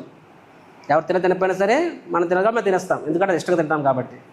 సిమిలర్గా సర్వీస్ అనేది కూడా ఇష్టంగా చేసినప్పుడు మనము పక్క వాళ్ళతో కంపేర్ చేసుకోము, ప్లస్ ఎటువంటి ఎక్స్పెక్టేషను పెట్టుకోము. ఇప్పుడు గులాబ్ జామ్ ప్లేట్లో ఉంది, గులాబ్ జామ్ తిందా చక్కదారిపో వచ్చి థ్యాంక్ యూ వెరీ మచ్ ప్రసాదాన్ని తీసుకున్నందుకు, ఇంత ప్రసాద సేవ మీరు చేసినందుకు ఇంత థ్యాంక్ యూ అని ఎక్స్పెక్టేషన్ ఉంటుందా మనకి? చక్కదారిపో వచ్చి మనల్ని మెచ్చుకోవాలంటుంది ఎక్స్పెక్టేషన్. చెప్పండి. అందరికీ ఒకటి ఇచ్చారు, నేను 2 తిన్నాను కాబట్టి ప్రభువుని నేను మెచ్చుకోవాలి, నేను 2 దోశలు నాకు ఇచ్చారు, నేను మెచ్చుకోవాలి ప్రభువుని అని చెప్పి. ఎందుకు అది? ప్రభు మెచ్చుకుంటే మెచ్చుకోకపోతే అంటే నాకు 2 నాకు దోశ నాకు హ్యాపీ. సిమిలర్గా గులాబ్ జామున్లు అందరికీ ఏదో హల్వా, మనకు మాత్రం గులాబ్ జామ్ పడింది. సో ప్రభుజీ నన్ను మెచ్చుకోవాలి, ఎందుకంటే నేను సెపరేట్గా వేరే సర్వీస్ చేస్తాను. ఏంటది? గులాబ్ జామ్ నోట్లో పెట్టుకుని అంత పెద్ద సేవ చేశాను కాబట్టి ప్రభు నన్ను మెచ్చుకోవాలి అని ఎక్స్పెక్టేషన్ ఉంటుందా మనకి? ఎందుకు ఉండదు? ఆ గులాబ్ జామున్ అనే సేవే సౌభాగ్యం, వేరే గుర్తింపు అవసరం లేదు. That service it self is సౌభాగ్యం, అవునా కాదు? That gulab jamun it self is for hour fortune. నిజంగా చెప్పండి. సో సిమిలర్లీగా ఇక్కడ గులాబ్ జామున్ బదులు మన దైవం సర్వీస్ పెట్టుకోవాలి, కృష్ణుడు మనం చేసే సేవ. సో మన సేవే మన సౌభాగ్యం అనుకున్నప్పుడు మనకి ప్రత్యేకంగా ఎవరో వచ్చి తిరిగి దాన్ని మనకి ఎక్స్పెక్టేషన్స్ ఏం పెట్టుకోరనమాట. భగవంతుడు నన్ను చూడాలి లేదా భక్తులు నన్ను చూడాలని ఎక్స్పెక్టేషన్ ఉంటుంది. అది భగవంతుడి తరపు నుంచి ఆయన వదిలేడు, గురువులు వదిలేరు, భక్తులు వదలరు. వాళ్ళు మనల్ని మన సేవతో ప్రతిస్పందిస్తారు, అది వేరే విషయం, రైట్? కానీ మనం ఎలా ఉండాలి? భగవంతుని సేవే నాకు సౌభాగ్యం, అంతకు మించిన నాకు ఏమీ అవసరం లేదు. సిమిలర్గా గులాబ్ జామునే నాకు చాలా ఫేవర్, నాకు దానికి తింటున్నాను సెపరేట్గా నేను ఎవడు మళ్ళీ దాని వెనకాల భుజం తట్టాల్సిన అవసరం లేదు, రైట్? సో ప్రహ్లాదుడు ఏమంటున్నాడంటే ఇక్కడ, మై డియర్ లార్డ్ నేను మీ దాసుని, మీరు నా స్వామి, కాబట్టి మన సంబంధం ఇలాగే ఉన్నాయి. ఇప్పుడు మీరు, ఎందుకంటే దాసుడి యొక్క బాధ్యత సేవ చేయడం, స్వామి కాదు సేవ తీసుకోవడం, కాబట్టి ఇలాగే ఉన్ని. ఇప్పుడు దీనికి నా సేవకు వెలకట్టి నన్ను దయచేసి నా సేవనికి ఎంచపచ్చో తగ్గించొద్దు. ప్లస్ మన రిలేషన్ని దీనిలో ఎక్స్టర్నల్గా ఎక్స్పెక్టేషన్స్ అవన్నీ పెట్టి ఆ సర్వీస్ని మీరు, ఆ రిలేషన్ని మీరు డిస్టర్బ్ చేయొద్దు అని ప్రహ్లాద్ అడుగుతారు అనమాట. అంటే ఎంత గొప్ప కాన్షియస్నెస్, ప్యూర్ డివోటీ కాన్షియస్నెస్ ఇలా ఉంటుందన్నమాట. Servant's enjoyment should be in the service of spiritual master. రాసి పెట్టుకోండి జీవితకాలం. Servant's enjoyment is in the service to the spiritual master. Servant's enjoyment is in seeing the spiritual master happy. సేవకుడి యొక్క ఆనందం దేంట్లో ఉంటుంది? తను ఎవరో వచ్చి పెంచుకోవడం పోవడం కాదు, తన సేవ ద్వారా గురువు ఆనందపడితే, గురువు ముఖంలో చిరునవ్వు వస్తే దట్ సఫిషియంట్. అంతకు మించివి సేవకుడు ఏమీ ఆశించడు. అందుకనే సేవకుడు అనేవాడు ఎప్పుడు కూడా సేవ పట్ల ఆసక్తి అవ్వడు, ఆ సేవ తనకు ఎవరిచ్చారో దాని పట్ల ఆసక్తులు అవుతాడు అనమాట. We should not become attached to the service but to the person who he's given that service. ఎందుకంటే ఆ యొక్క స్వామి అనేవాడు రేపు ఇంకో సేవ ఇస్తాడు. నాకు ఈ సేవ ఆ సేవ ముఖ్యం కాదు, ఈ సేవ ద్వారా అయితే ఈ సేవ ద్వారా చేస్తాను, ఆ సేవ ద్వారా ఆ సేవ ద్వారా మిమ్మల్ని ఆనందపరుస్తాను. హనుమంతుడికి ముందు రాముడే సేవ ఇచ్చాడు, సేతుబంధు ఇచ్చాడు, అంతకుముందు సీతమ్మ ఎతకమని ఇచ్చాడు. ఆయన సర్వీస్ పట్ల అటాచ్డ్ కాదు, ఆయన సర్వీస్ ద్వారా రాముడిని ప్రసన్నం చేసి దాని పట్ల ఆయన ఆసక్తుడు. అక్కడ తర్వాత అయోధ్య వెళ్ళిన తర్వాత ఏమైంది? హనుమంతుడికి ఎవరేం సర్వీస్ ఇవ్వలేదు. నువ్వు చాలా ఎక్కువ చేస్తావు, ఇప్పుడు నువ్వు ఖాళీ కూర్చో, మరి సర్వీస్ మేము చేసుకుంటాం, మాకు ఛాన్స్ ఇవ్వండి అని చెప్పి. సో మొత్తం తెల్లారి నుంచి పడుకునే వరకు సర్వీసులు అన్నీ కూడా వేరే వాళ్ళు షెడ్యూల్ చేసేస్తారు, ఆయనకేం సర్వీస్ ఉండదు. హనుమంతుడు తలగొకుండా ఉంటాడనమాట. మధ్యలో మంచి భోజనం అయిపోతుంది. తర్వాత రాముడు నిద్రపోయే ముందు ఒక్కసారి ఆవులను తెస్తాడు. హనుమంతుడు చొడుక్కుమని వెళ్ళి చిటికలు వేస్తారనమాట రాముడు ఆవులిచ్చినప్పుడు. సో అంటే అక్కడ చిటికలు వేయడం. సో ఆ విధంగా అయినా సరే ఆయన రాముడికి సేవ చేసుకుని ఆనందపడ్డాడు అనమాట. సో సర్వెంట్ అనేవాడు ఎలా ఉండాలంటే అంటే స్వామివారి ఆనందమే నాకు బహుమతి, సింహ గురువు యొక్క ఆనందమే నాకు బహుమతి. సో ఎప్పుడు కూడా నిజమైన సేవకుడు అనేవాడు వేరేది ఆశించుడు, రైట్. మిశ్రమ భక్తుడు ఎలా ఆలోచిస్తాడు అంటే తను చేసిన సేవకి ప్రతిఫలం ఆశిస్తాడు, రైట్. సో ఇక్కడ భగవంతుడు అది ప్రహ్లాదుడు ఏం చెప్తున్నాడు, మన మధ్య సంబంధం ఇలాగే ఉండిపోయి చెప్పి. తల్లి బడ్డ రిలేషన్ అలాగే ఉంటుంది. The way mother service child. రేపొద్దున ప్రయోజకుడు అవుతాడా అవడా, రేపొద్దున నేను చూసిన అమ్మాయిని పెళ్లి చేసుకుంటాడా, లేకపోతే వేరే అమ్మాయి ఇష్టపడి వెళ్ళిపోయి మమ్మల్ని వదిలేస్తాడా, లేకపోతే రేపొద్దున వీడు మా ఆశలు తీసుకుని మమ్మల్ని ఒంటరి చేస్తాడు అంటే అంత ఆలోచించే తల్లి ఎప్పుడు. She just happy serving the child. తన పిల్లవాడికి సేవ చేస్తుంది, అందునుంచి ఇంకా ఆవిడ ఏమీ ఆశించదనమాట. అందుకే శిల ప్రభుపాద గారు ఏం చెప్తారు, ఈ లోకంలో ప్యూర్ లవ్ అంటే సంపూర్ణంగా పరిశుద్ధమైన ప్రేమ అనేది వాస్తవానికి భగవంతునికి మరియు భక్తుడి మధ్యలోనే ఉంటుంది, శుద్ధ భక్తుడికి భగవంతుడి మధ్యలో ఉంటుంది. కానీ ఈ లోకంలో కూడా ఆ శుద్ధ భక్తికి దరిదాపుల్లో ఉండే ప్రేమ ఎవరిది, తల్లి బిడ్డదని చెప్తారనమాట. జస్ట్ నిన్న పేపర్లో చూసారా మీరు న్యూస్, టూరిజం బోటు పడిపోయింది, కొలాప్స్ అయిపోయింది, అందరూ మునిగిపోతున్నారు. సో అందులో ఒక ఫోటో చాలా మొత్తం ఇండియా మొత్తం కదిలించేసింది. ఏంటా ఫోటో, ఆ తల్లి యాక్చువల్గా తను ఒక్కరుంటే ఆ లైఫ్ జాకెట్తో బతకగలదేమో, కానీ తన కొడుకుని పట్టుకొని గట్టిగా కౌగులించుకొని పెట్టింది.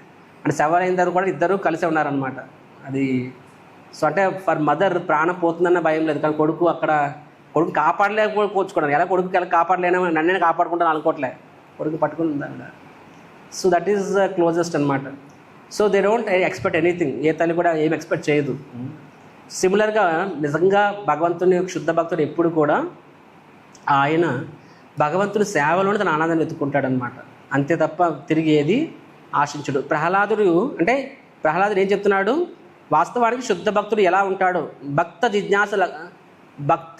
భృత్య లక్షణ జిజ్ఞాసు, నీ యొక్క నిజమైన భృత్యుడు ఏ విధంగా ఉంటాడు అనేది చెప్పడం కోసం నన్ను మీరు ఈ లోకానికి తీసుకొచ్చారు. కాబట్టి ఇప్పుడు మీరు ఇస్తున్న ఈ ఆఫర్ని నేను తీసుకుంటే నేను ఎలా ఎగ్జాంపుల్ సెట్ చేస్తా. కాబట్టి మిక్స్డ్ డివోటీ అంటే తెలుగులో ఏమంటారు, మిశ్రమ భక్తుడు. మిక్స్డ్ డివోటీ, మిశ్రమ అంటే మిక్సరే కదా. సో మిక్సర్ భక్తుడు ఎలా ఉంటాడు, లెక్కలు వేసుకుంటాడు అనమాట. నేను తిరుపతి 2 సార్లు వెళ్ళాను, మా అబ్బాయికి నీట్ ఎగ్జామ్ పాస్ అయ్యాడా లేదా, అది పాస్ అయితే వస్తాను, ఫెయిల్ అయితే రాను, పాస్ అయితేనే వస్తా. అవునా కాదా, చాలా అలాగే ఉంటారు, అవునా. సో ఐఐటి పాస్ అయితే మా అబ్బాయి వస్తాం, otherwise don't Ram. So like that అనమాట. ఎందుకంటే ఐఐటి వస్తేనే స్వామివారు మన కోరిక తీర్చినట్టు, రాకపోతే స్వామివారు అక్కడ అదే మనల్ని పట్టించుకున్నట్టు. బికాస్ మిశ్రమ భక్తులు అలా ఉంటారనమాట. అదే శుద్ధ భక్తులు ఎలా ఉంటారు, డజంట్ మ్యాటర్, వాళ్ళు నువ్వు ఇస్తే ఇవ్వకపోతే లేదు, నేను నా సేవను నిరాటంకంగా పూర్తి చేస్తాను అనమాట. సో అదే ప్రహ్లాద్ చెప్తున్నాడు, మన ఇద్దరి మధ్య ఉన్న సంబంధం అత్యంత పవిత్రమైనది. ఏంటో సంబంధం, ఒక సేవకుడు మరియు స్వామి సంబంధం. ఆ సేవకుడు స్వామి సంబంధం, సేవకుడు అంటే ప్రకృతి పురుష. కాబట్టి సేవకుడికి నీ సేవలోనే నాకు ఆనందం ఉంది. సెపరేట్గా అంటే నాకు ఇక్కడ నేను కష్టంగా చేయట్లేదు స్వామి, కష్టంగా చేసినప్పుడు ఏంటి, కష్టానికి ప్రతిఫలాన్ని ఆశిస్తాం, అవునా కాదా. కష్టానికి మనం తిరిగి ప్రతిఫలం ఆశిస్తాము. కానీ ఇక్కడ నీ సేవలో నాకు ఇంత ఆనందం ఉంది కాబట్టి ఇంకా సెపరేట్గా మళ్ళీ ఇంకేం కావాలి నాకు, because your service it self is making me so happy. So దయచేసి నా సేవకి ఇప్పుడు మీరు నేనేదో గొప్ప చేస్తున్నట్టుగా తిరిగి దానికి నాకు వరాన్ని ఇస్తానని చెప్పి అప్పుడు ఆ రిలేషన్ని మీరు డిస్టర్బ్ చేయొద్దు అని చెప్పి. నాకు బాగా గుర్తుంది, నేను 2007 నేను మా పెద్దమ్మ గారింట్లో చదువుకున్నాను. నేను యాక్చువల్గా 9th 10th ఇంటర్ +2 అన్నమాట. సో నాకు అనిపించేది నేను ఎప్పుడు ఉద్యోగానికి వెళ్తానా. మా పెద్దమ్మ గారికి నేను అనేది, అరే నువ్వు అయితే నాకు ఇది చంద్రహారం కొని ఇవ్వాలి, ఏదో కాంచిపట్టు సేర ఇవ్వాలి అనేది అనమాట, సరదాగా అనేది. సో నాకు కూడా సరదాగానే మనసులో ఉండేది అప్పుడు ఫస్ట్ శాలరీతో అలా చేయాలి ఇలా చెప్పాలి అనుకునేవాడిని ఇంటికి వచ్చిన తర్వాత. సో దెన్ అప్పుడు నా కౌన్సిలర్తో మాట్లాడు, ప్రభుజీ ఇలా మా పెద్దమ్మ గంటలు ఉన్నాను, నాకు శాలరీ వస్తుంది, సో నేను ఇప్పుడు వైజాగ్ వెళ్తా 3 months పోయిన తర్వాత, సో నేను అలాగే చంద్రహారం ఉన్న ఒక శారీ కూడా ఇస్తాను, ఆ విధంగా రుణం తీర్చుకుంటానని అనమాట. వెంటనే నా కౌన్సిలర్ చాలా డిస్టర్బ్ అయ్యారు. అరే ఎంత ఇది, దిస్ ఈజ్ నరక కాన్షియస్నెస్ చెప్పారు, దిస్ ఈజ్ ద నారకీయ బుద్ధి అని చెప్పి. I said how can you repay, you can reciprocate అంటే ప్రతిస్పందించడం. సరే ఆవిడ చేసిన సేవకి ప్రతిస్పందించవచ్చు, కానీ ఆ విధంగా ఆవిడ రుణం తీసుకుంటా అనుకున్నాను చాలా చాలా తప్పు అని చెప్పి. ఎందుకంటే ఆ ప్రేమ అనే దానికి ఈ లోకం మొత్తం ఇచ్చినా సరే వెలకట్టలేమని అంటుంది. So I said that so you should never ever think like that అని చెప్పి. ఆ రోజు నాకు చాలా చాలా అనిపించింది. మళ్ళీ ఈరోజు నేను జస్ట్ కలకత్తా వెళ్ళాను, లాస్ట్ వీక్ వెళ్ళాను కదా.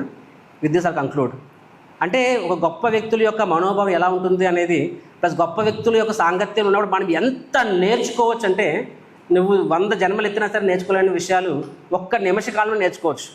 అలాంటి ఒక ఎపిసోడ్ చెప్తాను ఇప్పుడు నేను. So when I was in Calcutta, so new టౌన్లో అక్కడ కొత్త టెంపుల్ వస్తుంది. సో అక్కడ ఇంకా టెంపుల్ వస్తుంది కాబట్టి గెస్ట్ హౌసెస్ లేవు. సో టెంపుల్ పక్కనే డిఎల్ఎఫ్ బిల్డింగ్స్లో కొంచెం 1 kilometer దూరం ఉంటాయి. అవైతే 40 అంతస్తుల బిల్డింగ్స్ కాబట్టి టెంపుల్ కనిపిస్తుంది క్లియర్గాను. అక్కడ 1/2 kilometer ఉంటుంది. ఫ్లాట్స్ తీసుకున్నారనమాట, ఒక 5-6 ఫ్లాట్స్ తీసుకున్నారు. అంటే ఎవరైనా సరే సీనియర్ డిసేబుల్స్ కానీ, లైఫ్ మెంబర్స్ కానీ, లేకపోతే ఇప్పుడు నాలాగా గెస్టర్లు వస్తే ఇప్పుడు ఆశ్రమం ఇంకా కన్స్ట్రక్షన్ అవుతుంది కాబట్టి అక్కడ ఉంచారు.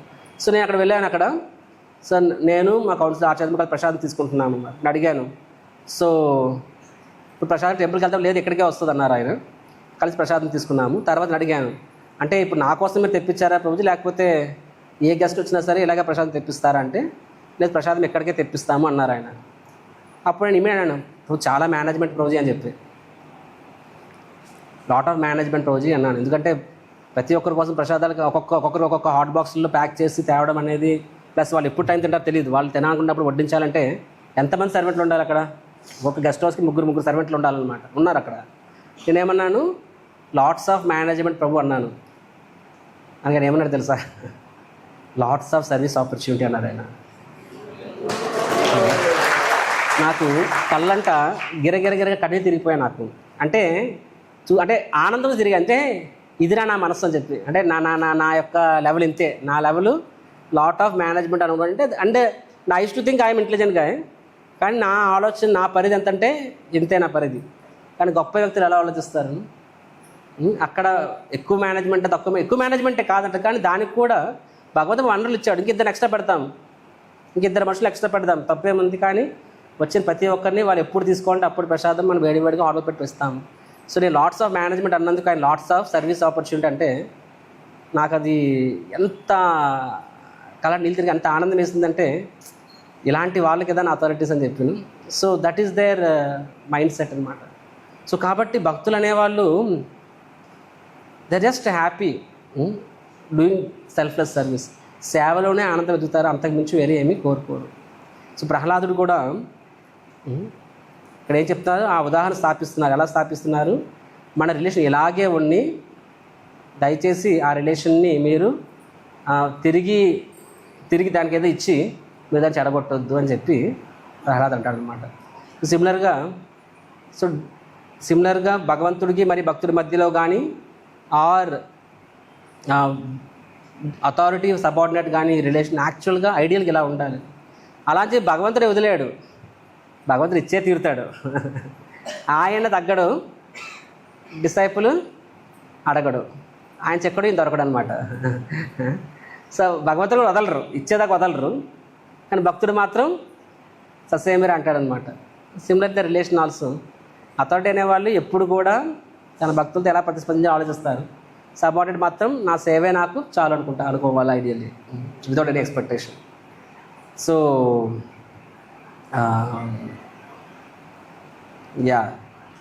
That is the ideal case భగవంతుడికి మరియు భక్తుడి మధ్య ఉన్నది. అంటే ఇక్కడ మనం గమనిస్తే భగవంతుడు ఇంత చెప్పిన తర్వాత కూడా ఏమంటాడు తెలుసా, అంతా ఓకే కానీ ఆయన కూడా అడుగుంటాడు అనమాట. అంతా ఓకే కానీ అయినా అడుగు అంటాడు అనమాట. అప్పుడు ప్రహ్లాదుడు ఏమంటాడు, యది దాస్యసి మే కామాన్ వరాంస్త్వం వరదర్శభ కామానాం హృద సంరోహం భవతస్తు వరిణేవరం. అంటే నిజంగా నా కోరిక ఇవ్వాలనుకుంటే, నువ్వు నాకు కోరిక తీర్చాలనుకుంటే, మరియు నువ్వు నన్ను నా నేను నీ యొక్క సేవకుడు అనుకుంటే, దయచేసి నా హృదయంలో ఎటువంటి కామవాంఛలు లేకుండా కామవాంఛల్ని తొలగించి స్వామి అని వేడుకుంటారనమాట. కామానాం హృద సంరోహం భవతస్తు వరిణేవరం అని చెప్పి, నిజంగా మీరు నన్ను సేవకుడు అనుకుంటే అని చెప్పి. భగవంతుడు అంటారు, ఓరి నాయన నీ హృదయంలో ఏం కామ కోరికలు ఉన్నాయను, వరం అడుగు అని అడిగినందుకు ఇంత తిప్పిస్తున్నావా అని చెప్పి. నా హృదయంలో నీకు అది వాస్తవంగా మనకి వర్తిస్తుంది. మన హృదయంలో వందల కొద్ది కామ కోరికలు ఉన్నాయి కాబట్టి. కానీ ప్రహ్లాద హృదయంలో ఒక్క కామ కోరిక కూడా లేదు కదా. కానీ ఏమడుతున్నాడు, సరే నా కోరిక తీర్చాలనుకుంటున్నావా, సరే అయితే నా హృదయంలో ఉన్న కామ కోరికలు తీర్చేయని చెప్పి. సో అప్పుడు భగవంతుడు ఎలా ఉందంటే ప్యూర్ డివోటీ ఉన్నాడు అనమాట. డివోటీ బట్టతలతో ఉన్న డివోటీ ఉన్నాడు. భగవంతుడు కోరిక తీర్చాడు, అయితే నా తలని సేవ్ చేయండి. ఆల్రెడీ బట్టతలకే సేవ్ చేస్తాను అన్నాడు అనమాట. ఆల్రెడీ నీకు ప్యూర్ డివోటీవి, నీకు హృదయంలో కామవాసన లేవు, నీకేం కామ కోరికలు లేదు, నీ ఎలాగ నీ హృదయం పరిశుద్ధి చేసేది అంటారు. ఇంకోటి అడుగు అంటారు అనమాట. అప్పుడు ప్రహ్లాదుడు ఏమడుతాడు, తన తండ్రి గురించి అడుగుతారనమాట. నా తండ్రి అజ్ఞానంలోనూ అహంకారంతో చాలా తప్పులు చేశాడు, కాబట్టి దయచేసి అతన్ని క్షమించి అతనికి మీ కృప ఇవ్వండి స్వామి అంటారు అనమాట. దానికి భగవంతుడు అంటారు, అది ముందే తీర్చుతాను కదా అంటారనమాట. త్రిసప్త పితాపూత పితృభిర్ సహతే నగ అంటారనమాట. సప్త అంటే 7, త్రిసప్త అంటే 7 3 21. పితాపూత అంటే ముంతరము కేదు వెనక తరము. పితృభిర్ సహతే నగ అంటే ఫస్ట్ కామ కోరిక తీర్చబడతాడు, ఆల్రెడీ నీకు లేవు, ఇంకోటి అడుగు. తండ్రి గారిని ఉద్ధరించు అంటే తండ్రి గారే కాదు 21 తరాలు ఉద్ధరించా అని చెప్తున్నారు అక్కడ. అంటే దీన్ని బట్టి ఏమవుతుంది, భగవంతుడు కూడా తక్కువ కాదు. అంటే ప్రహ్లాదుడు అడగనివి కూడా తీర్చేస్తున్నాడు ఆయన, మళ్ళీ అడుగు అంటున్నాడు. ప్రహ్లాదుడు ఏమో నాకు వద్దు అంటున్నాడు అనమాట. వద్దు అన్నది మాత్రాన సరే కష్టపడి అడిగితే అది ముందే తీర్చారు, ఇంకోటి అడుగు అంటారనమాట. అంటే మీరు గమనిస్తే ఇద్దరే, ఆయన తగ్గడు ఈయన తగ్గడు. This is pure love. అందుకే నేను అప్పట్లో చెప్పాను, 2021 చెప్పాను, నిజమైన ప్రేమ కథ అని చెప్పాను అనమాట. వాస్తవానికి నిజమైన ప్రేమ కథ ప్రహ్లాదుడు నరసింహస్వామి ఉన్నది. It is a real love. 100% pure, 100% zero expectations. అంటే అలాంటి ప్రేమ నిజంగా హృదయాన్ని 100% సంతృప్తిపరుస్తుంది. సో అలాంటి ఉదాహరణ స్థాపించడం కోసం ప్రహ్లాదుడు ఈ లోకానికి వచ్చాడు. కాబట్టి అట్లీస్ట్ మనం కూడా స్వామివారిని ఏమి కోరుకోవాలంటే, ఇంకాస్త నా హృదయం పరిశుద్ధం అవ్వాలి, సో దట్ ఇంకాస్త నేను సెల్ఫ్లెస్ సర్వీస్ చేయగలను. ఇప్పుడు నేను చేసే సేవ ఏంటి, మనం చేసే సేవ కీరులో కొంచెం ఇసుక కలిపేసినట్టు అనమాట. ఇసుక కలిపిన పరమాన్నం మనం తినగలమా? మనం చేసే సేవ కూడా అలాగే ఉంటుంది భగవంతునికి. వాస్తవానికి అనుకుంటున్నాం, కానీ నేను స్వామివారికి పరమాన్నం పెట్టాను కానీ మన హృదయం పరిశుద్ధం కాదు. మనలో వేరే కోరికలు, కామలోప క్రోధాలు ఉంటాయి. కాబట్టి మనం పెట్టే పరమాన్నంలో కొంచెం ఒక చిన్న హాఫ్ స్పూన్ అసలు పించ్ ఇసుక కలిపేస్తే ఎలా ఉంటుంది, తినడం కష్టమవుతుంది. అయినా భగవంతుడు స్వీకరిస్తాడు. మనం తింటామా? మనం తినం, కానీ ఆయన తింటాడు. మన సేవలు స్వీకరిస్తున్నాడు. ఆయన స్వీకరిస్తున్నాడు, మన హృదయాన్ని పరిశుద్ధం చేస్తున్నాడు. అని పరిశుద్ధం అవుతున్న కొద్దీ ఏమవుతుంది, అందులో ఇసుక అనేది ఉండదు, ప్యూర్ పరమాన్నం. అప్పుడు ఎంత ఆనందాన్ని ఇస్తుంది. సో అదేవిధంగా భక్తుడు అనేవాడు ఏం కోరుకుంటాడు, Krishna please purify my heart so that I can serve you with pure love. నా హృదయాన్ని పరిశుద్ధం చేయండి, సో దట్ నేను ఇంకాస్త మీకు నిస్వార్థంగా ప్రేమపూర్వక సేవ చేసుకోగలను అని చెప్పి. హరే కృష్ణ కృష్ణ కృష్ణ హరే హరే, హరే రామ రామ రామ హరే హరే.